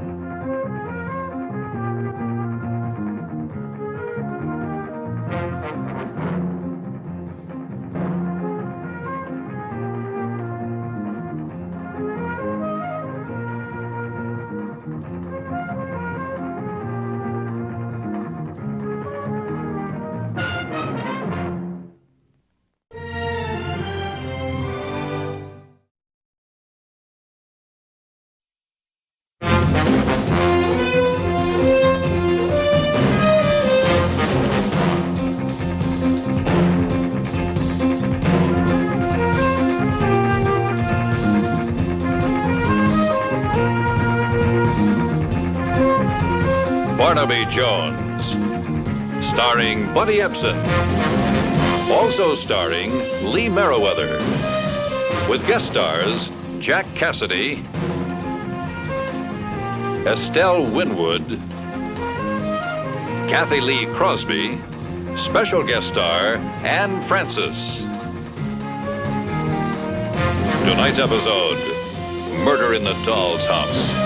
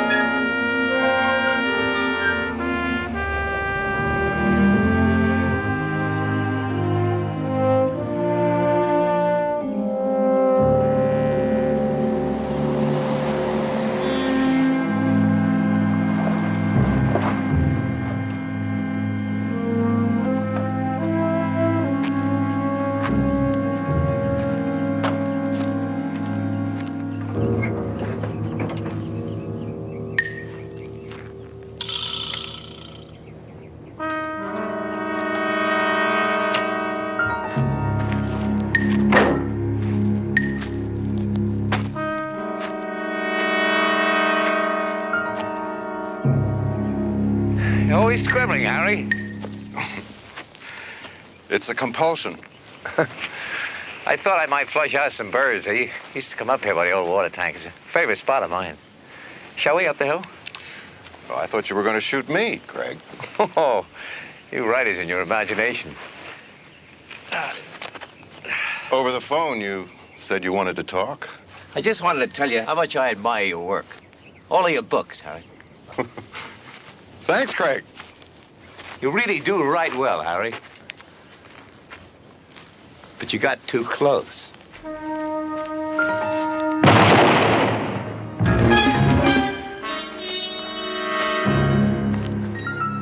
The main reason that I came here to Los Angeles was for this book publishing convention, Mr. Jones. Now, Harry Doyle was supposed to meet me here. When he didn't, I called him up at the inn in Los Reyes. When was this, Mr. Randall? 3 days ago. Now, the desk clerks keep telling me that he hasn't checked out. But nobody's seen him for the last 10 days. And I got to get back to New York. What would he be doing in Los Reyes? Soaking up atmosphere for his new book. Los Reyes was his old hometown. He kept sending us pages as he finished each chapter. Well, I never did get to Palm Springs. Oh, please, don't unpack. Sorry. Did you check the police? Sure. But, really, I'd rather not have them in if we can help it. Embarrassing. Listen, there was a time when Harry Doyle hit the booze pretty hard. Now, I'm worried about him. But I've got to be honest, I'm worried about the book. I want that ending, the last pages. We're setting up to run galley proofs. What's his room number at the inn? 24. Look, there is one person there who's a good friend of Harry Doyle's, knows everybody. A girl by the name of Nancy something or other.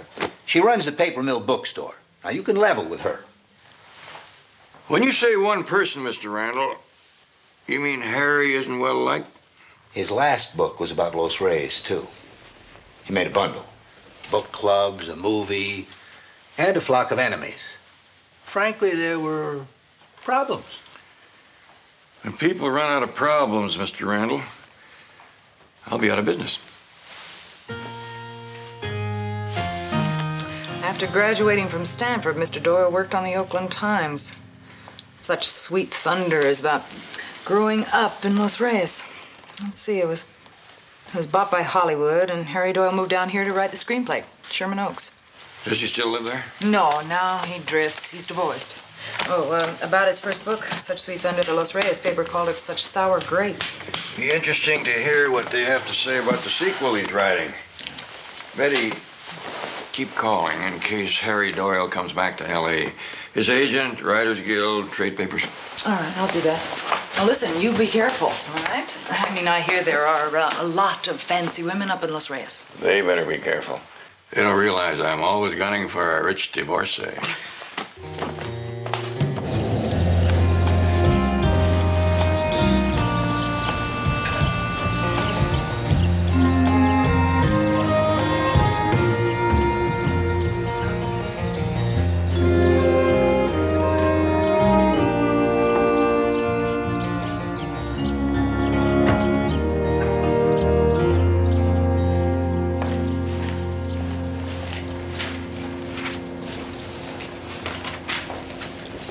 Barnaby Jones, I called in about a reservation. Oh, yes, Mr. Jones.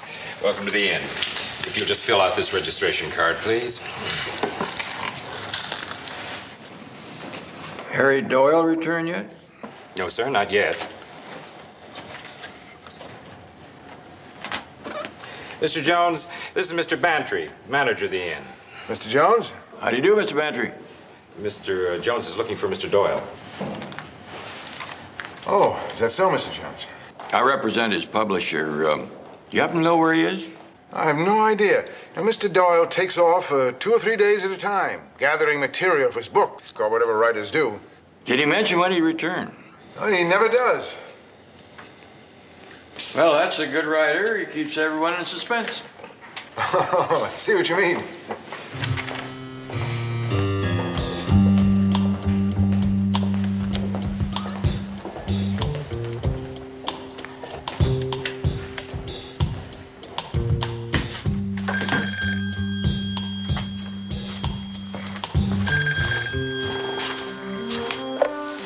Hello.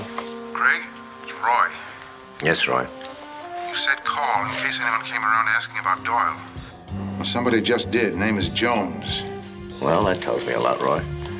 Says he represents Doyle's publisher. Figures the publishers would send a man down. They got a big investment. I don't like it, Craig. It was was bound to happen, Roy. I told you that. Will you stop whining?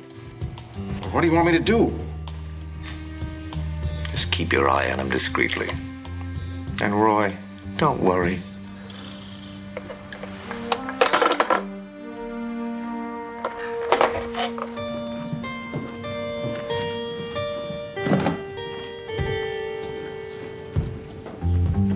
Gratuity, $1.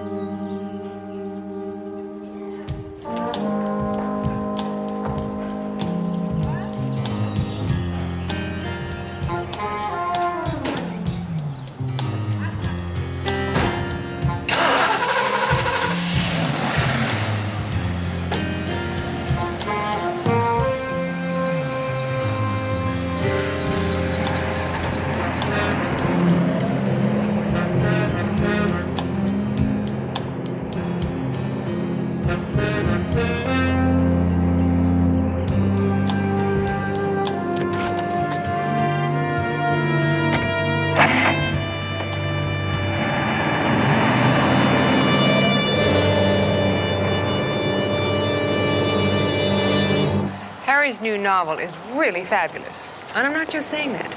I'm objective. I've got to be to own a bookstore. Harry Doyle's The Sun and Children really lets the air into this town.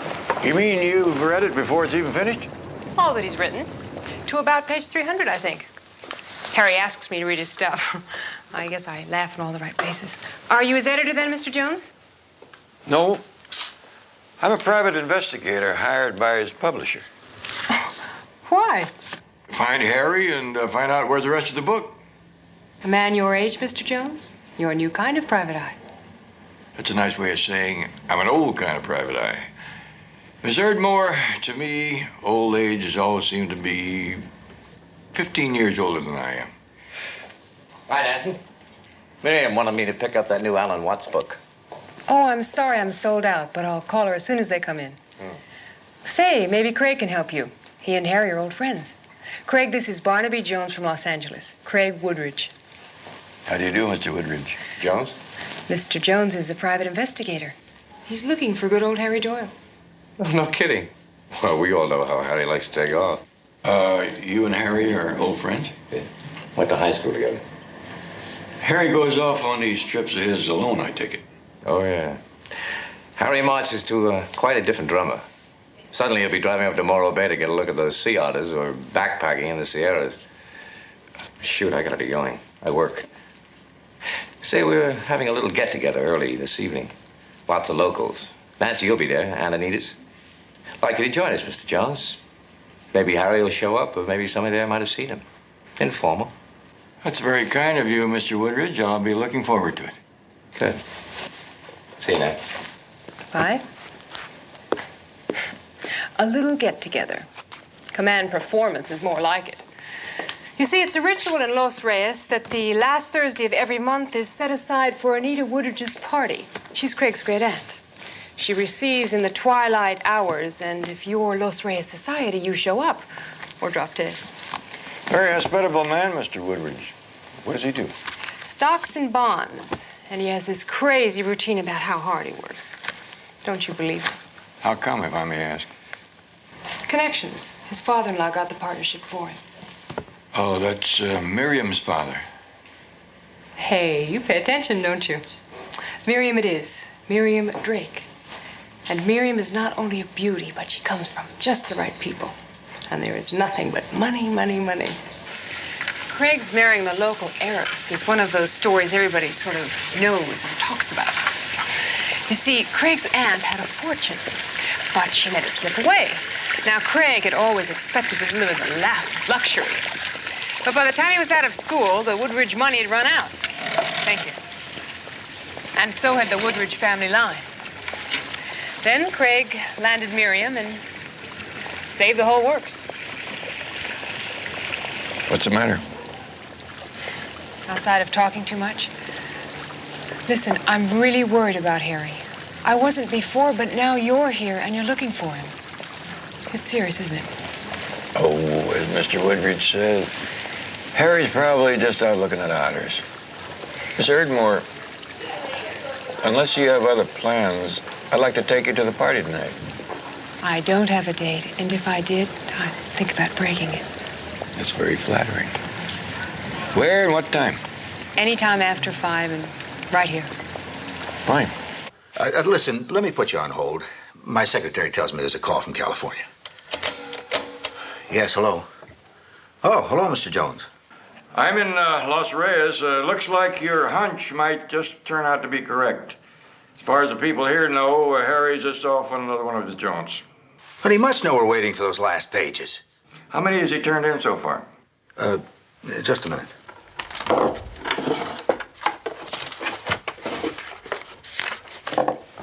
301 pages, up to the end of chapter 12. Why? Yes, that checks with his carbon copy, 301. But that can't be the end of the book. Yeah, I know. That's what's so funny. I found another page back of his wastebasket. It's from first draft. He just started on it. It's numbered 334. 334? Did you find any other pages up to there? No, that's why I wanted to check. 33 pages are around there somewhere, the last chapter.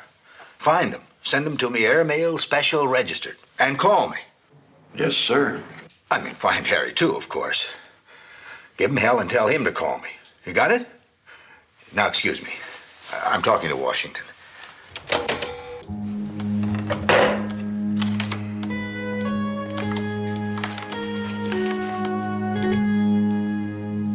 A private investigator, Craig.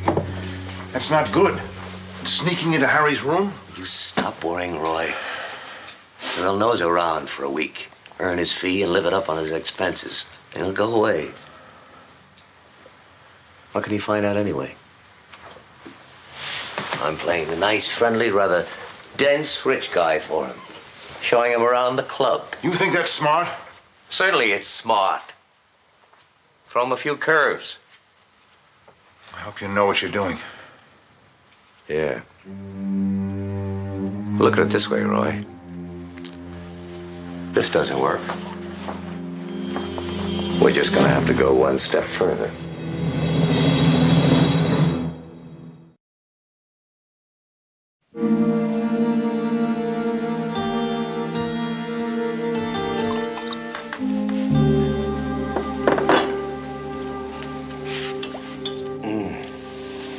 Oh, that turns me on. Oh, I don't mean the scent you use. It's the aroma of Miriam that's underneath. What's with you the last couple of days? You've been so playful. I'm always playful. Come on, Buster, you can't pull that off. I'm not trying to pull anything off. What people don't know about people. We've known each other all our lives. We've been married for 6 years. Still seems as if we've been walking on opposite sides of the street. It's ridiculous, Miriam. No, it isn't. But it doesn't matter. Most people spend all their lives walking on the other side of the street.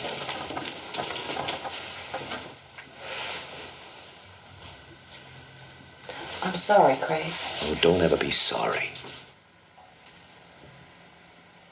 I am. I've been thinking a lot about Tom Jordan lately. You're telling me?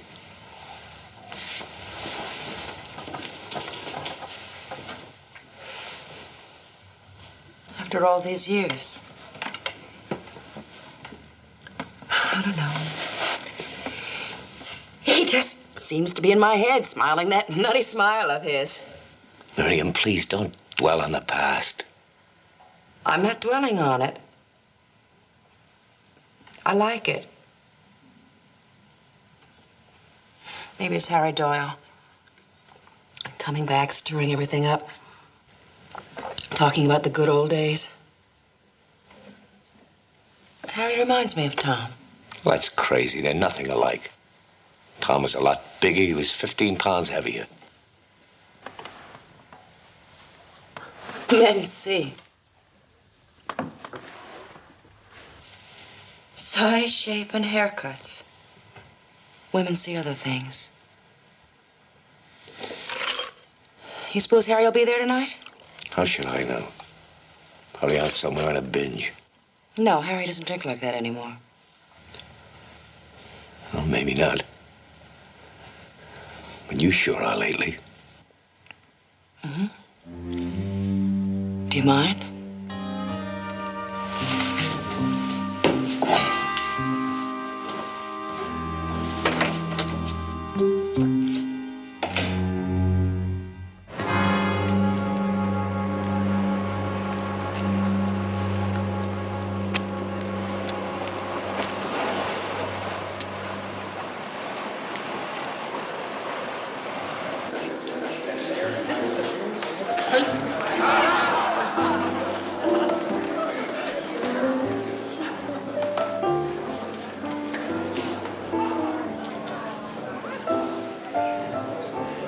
Well, Mr. Jones, here we are at the Los Reyes tribal dance.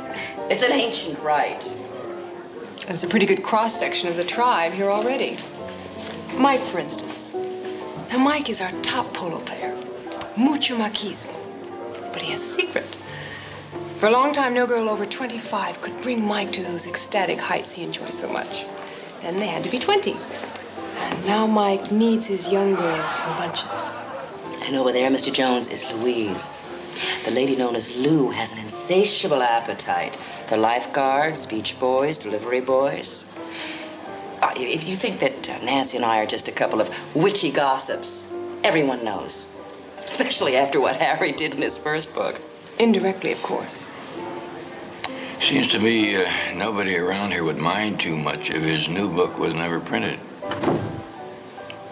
Here she comes. Craig's great Aunt Anita. Harry, are you? Of course. And Phil and Helen. Nice to see you, Phil. Helen, I've loved your work for over the years. What's the doll? Aunt Anita has hundreds of dolls. She talks to them. She feeds them. She buys them clothes. I guess she likes them because they don't give her any arguments. Anita's a bit odd, but she's still the matriarch of Los Reyes. How is she, Craig? She asked me about going out on a picnic, which took place about 25 years ago, so I'd say Aunt Anita's pretty much the same. Harry was always fascinated by her. Is she in either of the books? Oh, every one of the old guard is in Harry's book. More or less. Hey, about those missing pages, I was just thinking. Harry works once in a while in my place. Your friend and mine, Roy Bantry, complains that Harry's typing at night annoys the guests. Maybe those pages are in his stuff up there. He's not exactly famous for neatness. Well, could we go take a look now? Want to? Why? Leave the party? It's just beginning to roll. Downhill. Jones, what about a little golf tomorrow? Well, if not golf, what about shooting some ski? Well, that's more my speed. Thanks. Great. About 11. Skeet club, anybody at the inn can tell you where it is. You people at Los Reyes are most hospitable. Thank you. Good night. Good night, Miss Woodbridge. Good night, Mr. Jones. Good night. Good night. This 12% wine doesn't seem to be what the doctor ordered. 1 double scotch coming straight from the bar. No criticism? You're a big girl, Mary.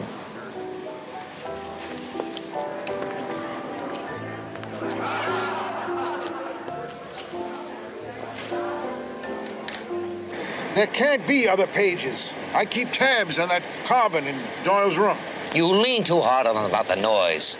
He's been working over at Nancy's, she said. He was keeping my guests awake. Well, now Mr. Jones and Nancy are on the way over to the paper mill.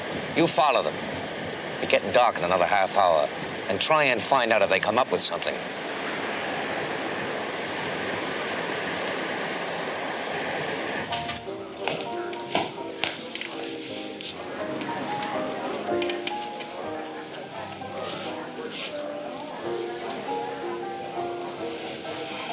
The bar guarantee this to have a bell? I don't think anybody can guarantee your bells any longer. I thought maybe the champagne would do it.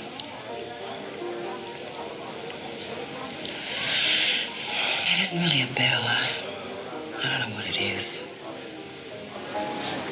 But it does ring. Then everything's quiet, peaceful, for a little while.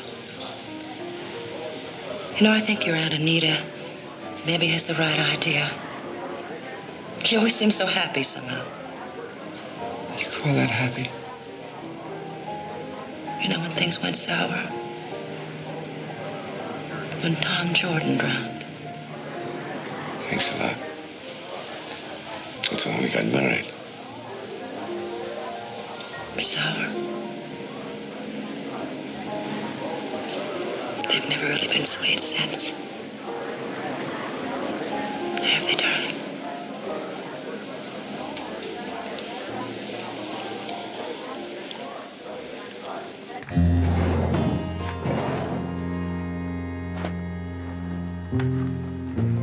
Mostly research stuff, looks like.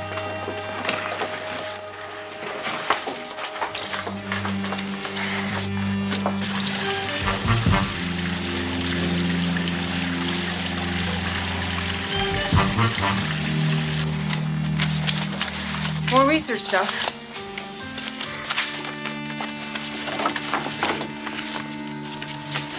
Roy Bantry.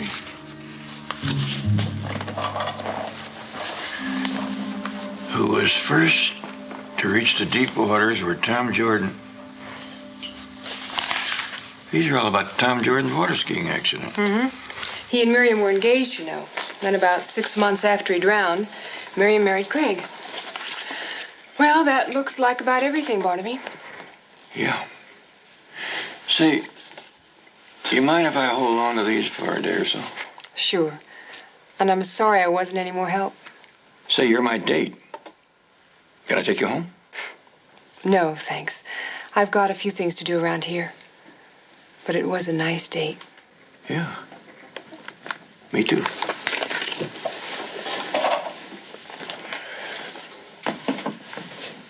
Good night. Good night.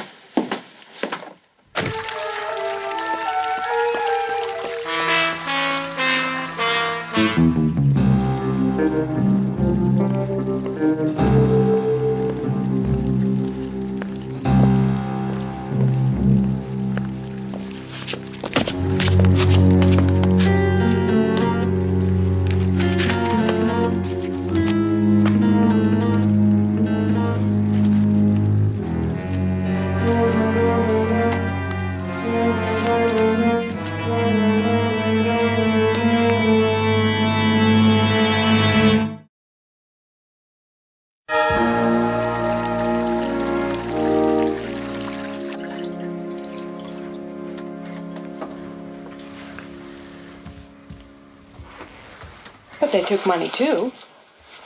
Just to cover. You think Craig had someone follow us? He knew we were coming here. And why? But who slugged you? I don't know. Those missing pages of that book must be pretty hot. I've got to find them. These clippings don't mean a thing. Everybody knows the newspaper version. The missing pages might not say anything either. Yeah, they might. Remember Harry talked to my dear old aunt. Your Aunt Anita is all fuzzy. She'll never remember. Oh, don't you kid yourself. That old dame still has her moments of clarity. So, what do we do? Watch, Jones. He's in Harry's footsteps.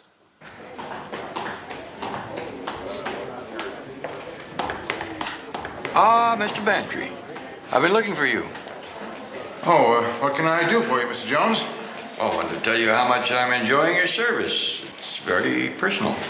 Well, thank you, sir. Thank you very much. Anything I can do to make your stay more pleasant?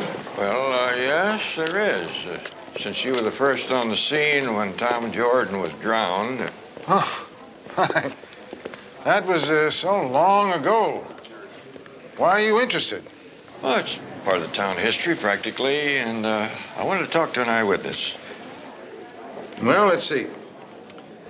I was fishing the lake in a rowboat. It's a good bass lake, that Lake Emerald. Craig Woodrich and Tom Jordan were water skiing. Tom was skiing, Craig was driving the boat. Jordan lost control around a turn, hit a buoy, knocked him unconscious, sank like a stone. Oh, it was a terrible tragedy. And Jordan went under before Craig could get to him. That's correct. Before Craig Woodrich could get back. Of course, they were going pretty fast. Craig had to make a big turn to come back. And you were the only witness? Correct. Nobody else out there fishing that time of the morning. Newspapers at the time said that you were working as a clerk in a liquor store. Oh, I've had lots of jobs. Food, beverages. Now you're an innkeeper. Right. With a place of your own. It is your own, isn't it? Fee title, according to your record, paid in full. It's quite a success story. Well, pays to work hard and save your money.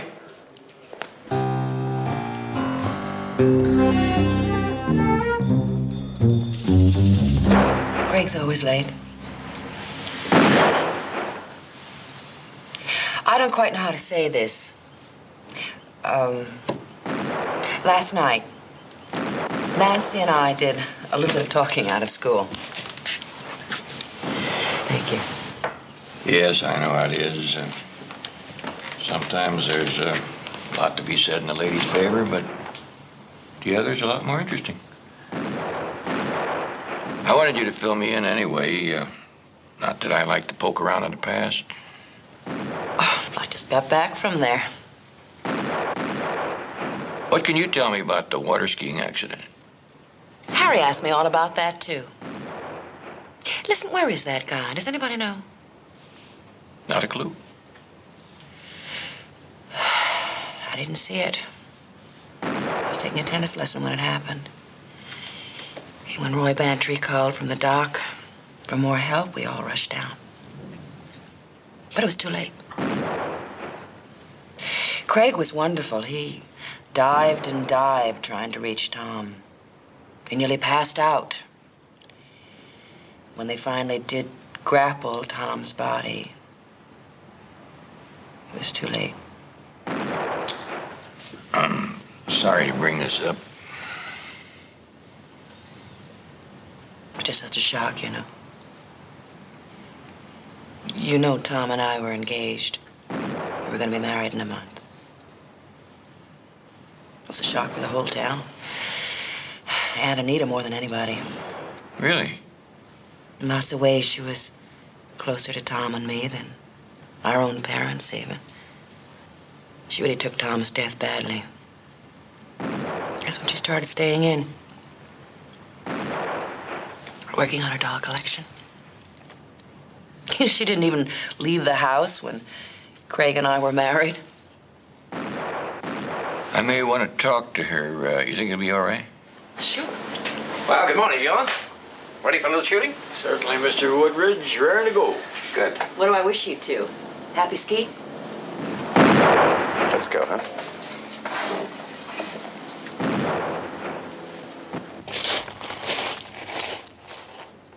Oh, is that what you're having straight? It's good for the eyesight and reflexes. I must say you have quite a background for an investigator, Jones. Graduate school, degree in forensics. You checked me out. I had to. It's a private club. Well, Mr. Woodridge, degrees are nice to hang on your wall.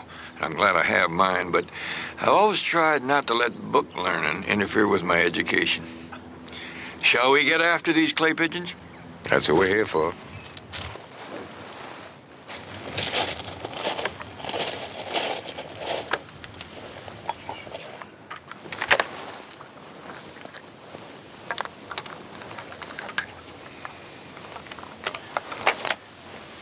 Your Honor, sir. Thank you. Pull! Good shooting, Jones. Pull! You're not bad yourself. You and Roy Bantry have been friends a long time. You mean Bantry from the inn? Yes. Ever since the water skiing accident. About then. Pull. Shame you couldn't have reached Jordan on time. Well, I tried. Pull! Yes, I know you tried. Miriam told me. She's very proud of you. Said you risked your life to save him. Well, naturally, of course, Could we shoot? I mean, I don't see what this has to do with anything. Hey, chums. But let me show you how that's done. Are you crazy? You want to kill somebody? Come on, Craig. Let me have a go at it. Miriam! Here, hold my drink. Quiet. Oh, oh. Oh, that beautiful scotch. Why don't you go sit down? Thought you knew my great-grandmother was Annie Oakley. Go on back to your watering hole. I'll get some more shells.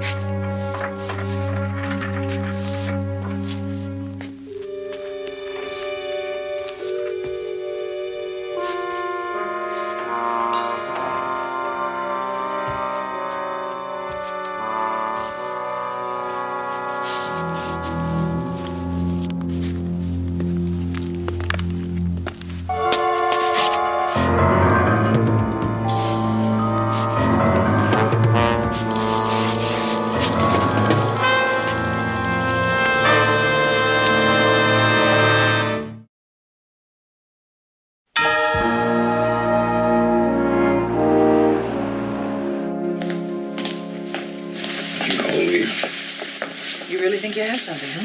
Could be, could be. Jacket.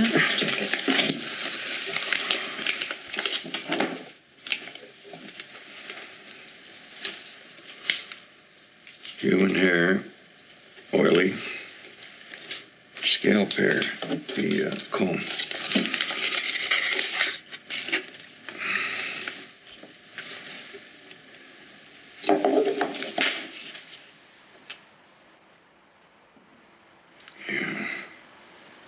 One from the comb fell out naturally, the other one was pulled out. You notice on the hair that was pulled out, that's the one on the top. The root is full and seems to have traces of blood on it.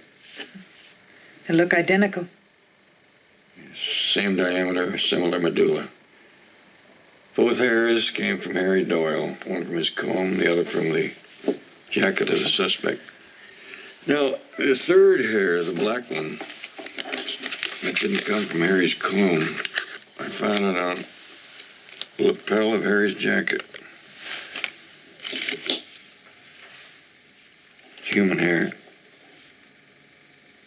Funny, it's not oily. Cut on one end, something, not a root on the other. Oriental hair. Perfectly round, definite medulla. Well, that's why their hair hangs so beautifully. Oriental hair. Cut on one end, something, not a root on the other.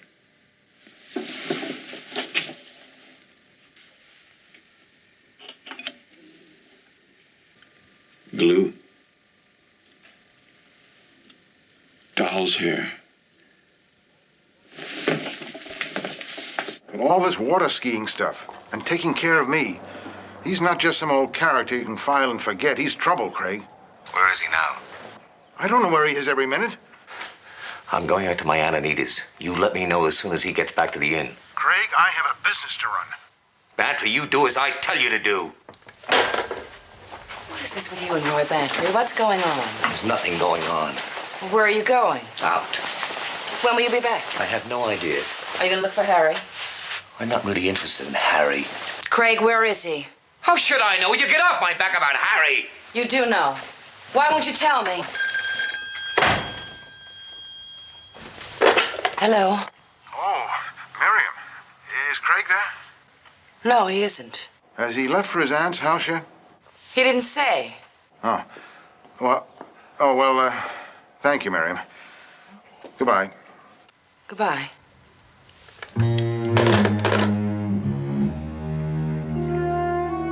This is Tosho from Kyoto.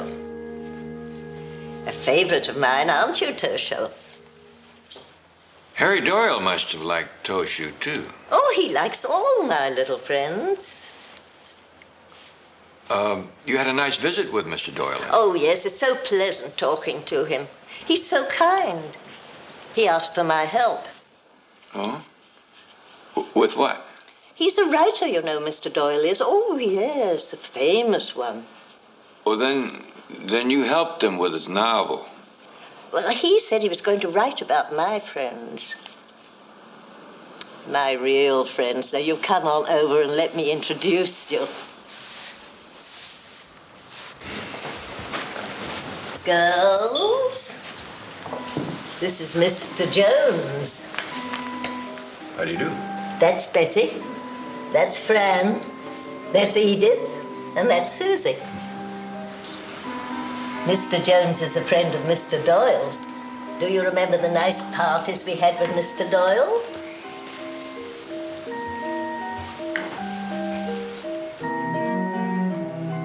Mrs. Woodbridge. Who's this in the bed? The young man. That's Craig. Poor Craig. He's sick. Really? Craig. Why is he sick? The doctors don't know. The terrible thing is that Craig doesn't even know he's sick. Now, I'm going over the master bedroom. Will you excuse me if I... Surely.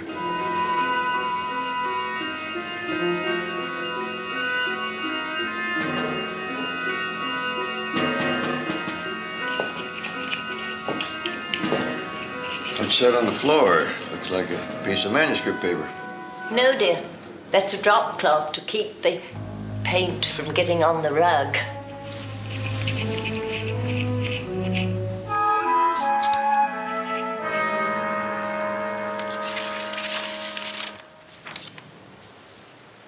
This is one of Harry Doyle's manuscript pages. Oh, dear. Oh, I didn't realize. I thought... Did I get any paint on it?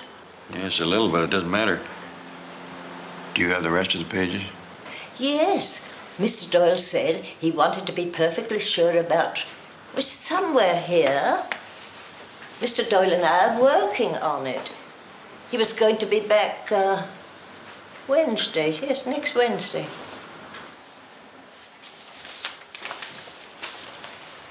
Oh, you found it. Good.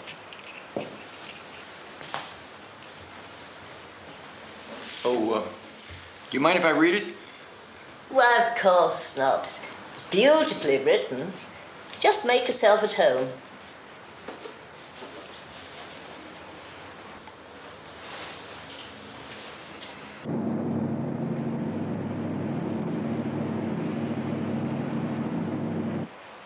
It is beautifully written. What did I tell you? There's a part here that confuses me a little. What's that, dear? Part about Tom Jordan. The character that would be Craig in real life let Tom drown. He didn't try to help him. That Craig let Tom drown. Yes, it's true. Terrible, but true. That's why Craig is sick. The difference between Craig and me is, well, I'm sick, but I know that I am. And that's why I hope Craig will get better soon. Mr. Doyle does too. It's time. It was the lies that made Craig sick.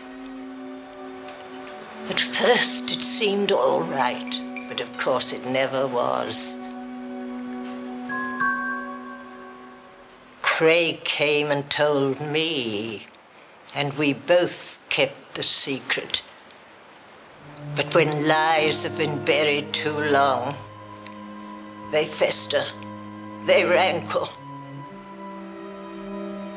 Harry Doyle is right. It's time to let in some light.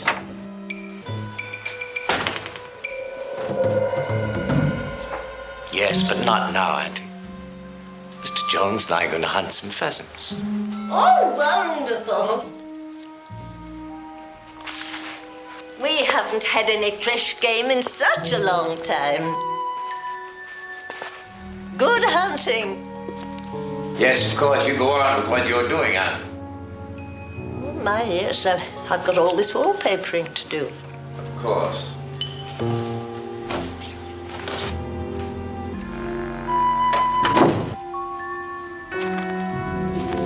So you killed Harry Doyle? Oh, could old Harry Doyle get himself killed? Where's the body? Bet if we dig around here, we find it. Just keep moving. Anita knows we're out here. Anita? I'll just have to take my chances.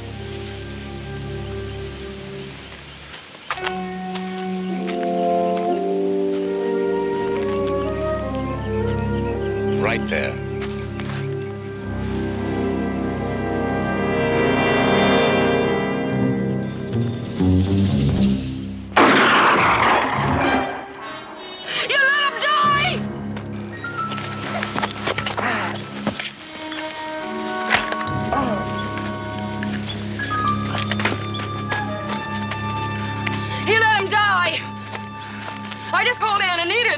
She told me he let Tom Jordan die. Damn you. I loved him.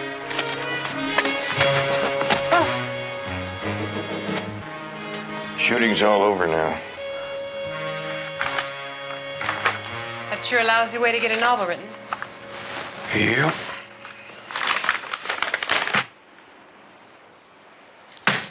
quite a guy. Wish I'd known him. Do you have to go back right away? No. How would you like to go up to Morro Bay and see if we can find some sea otters? I think that'd be a wonderful idea. You know, I may never come back to this darn town. Let's talk about that on the way. You know, there's something about looking at the ocean when you're thinking about your problems that makes them seem, well, not as big as you thought they were. That sounds very comforting and very cliche. It is a cliche. And you know why it's a cliche? Because it's true.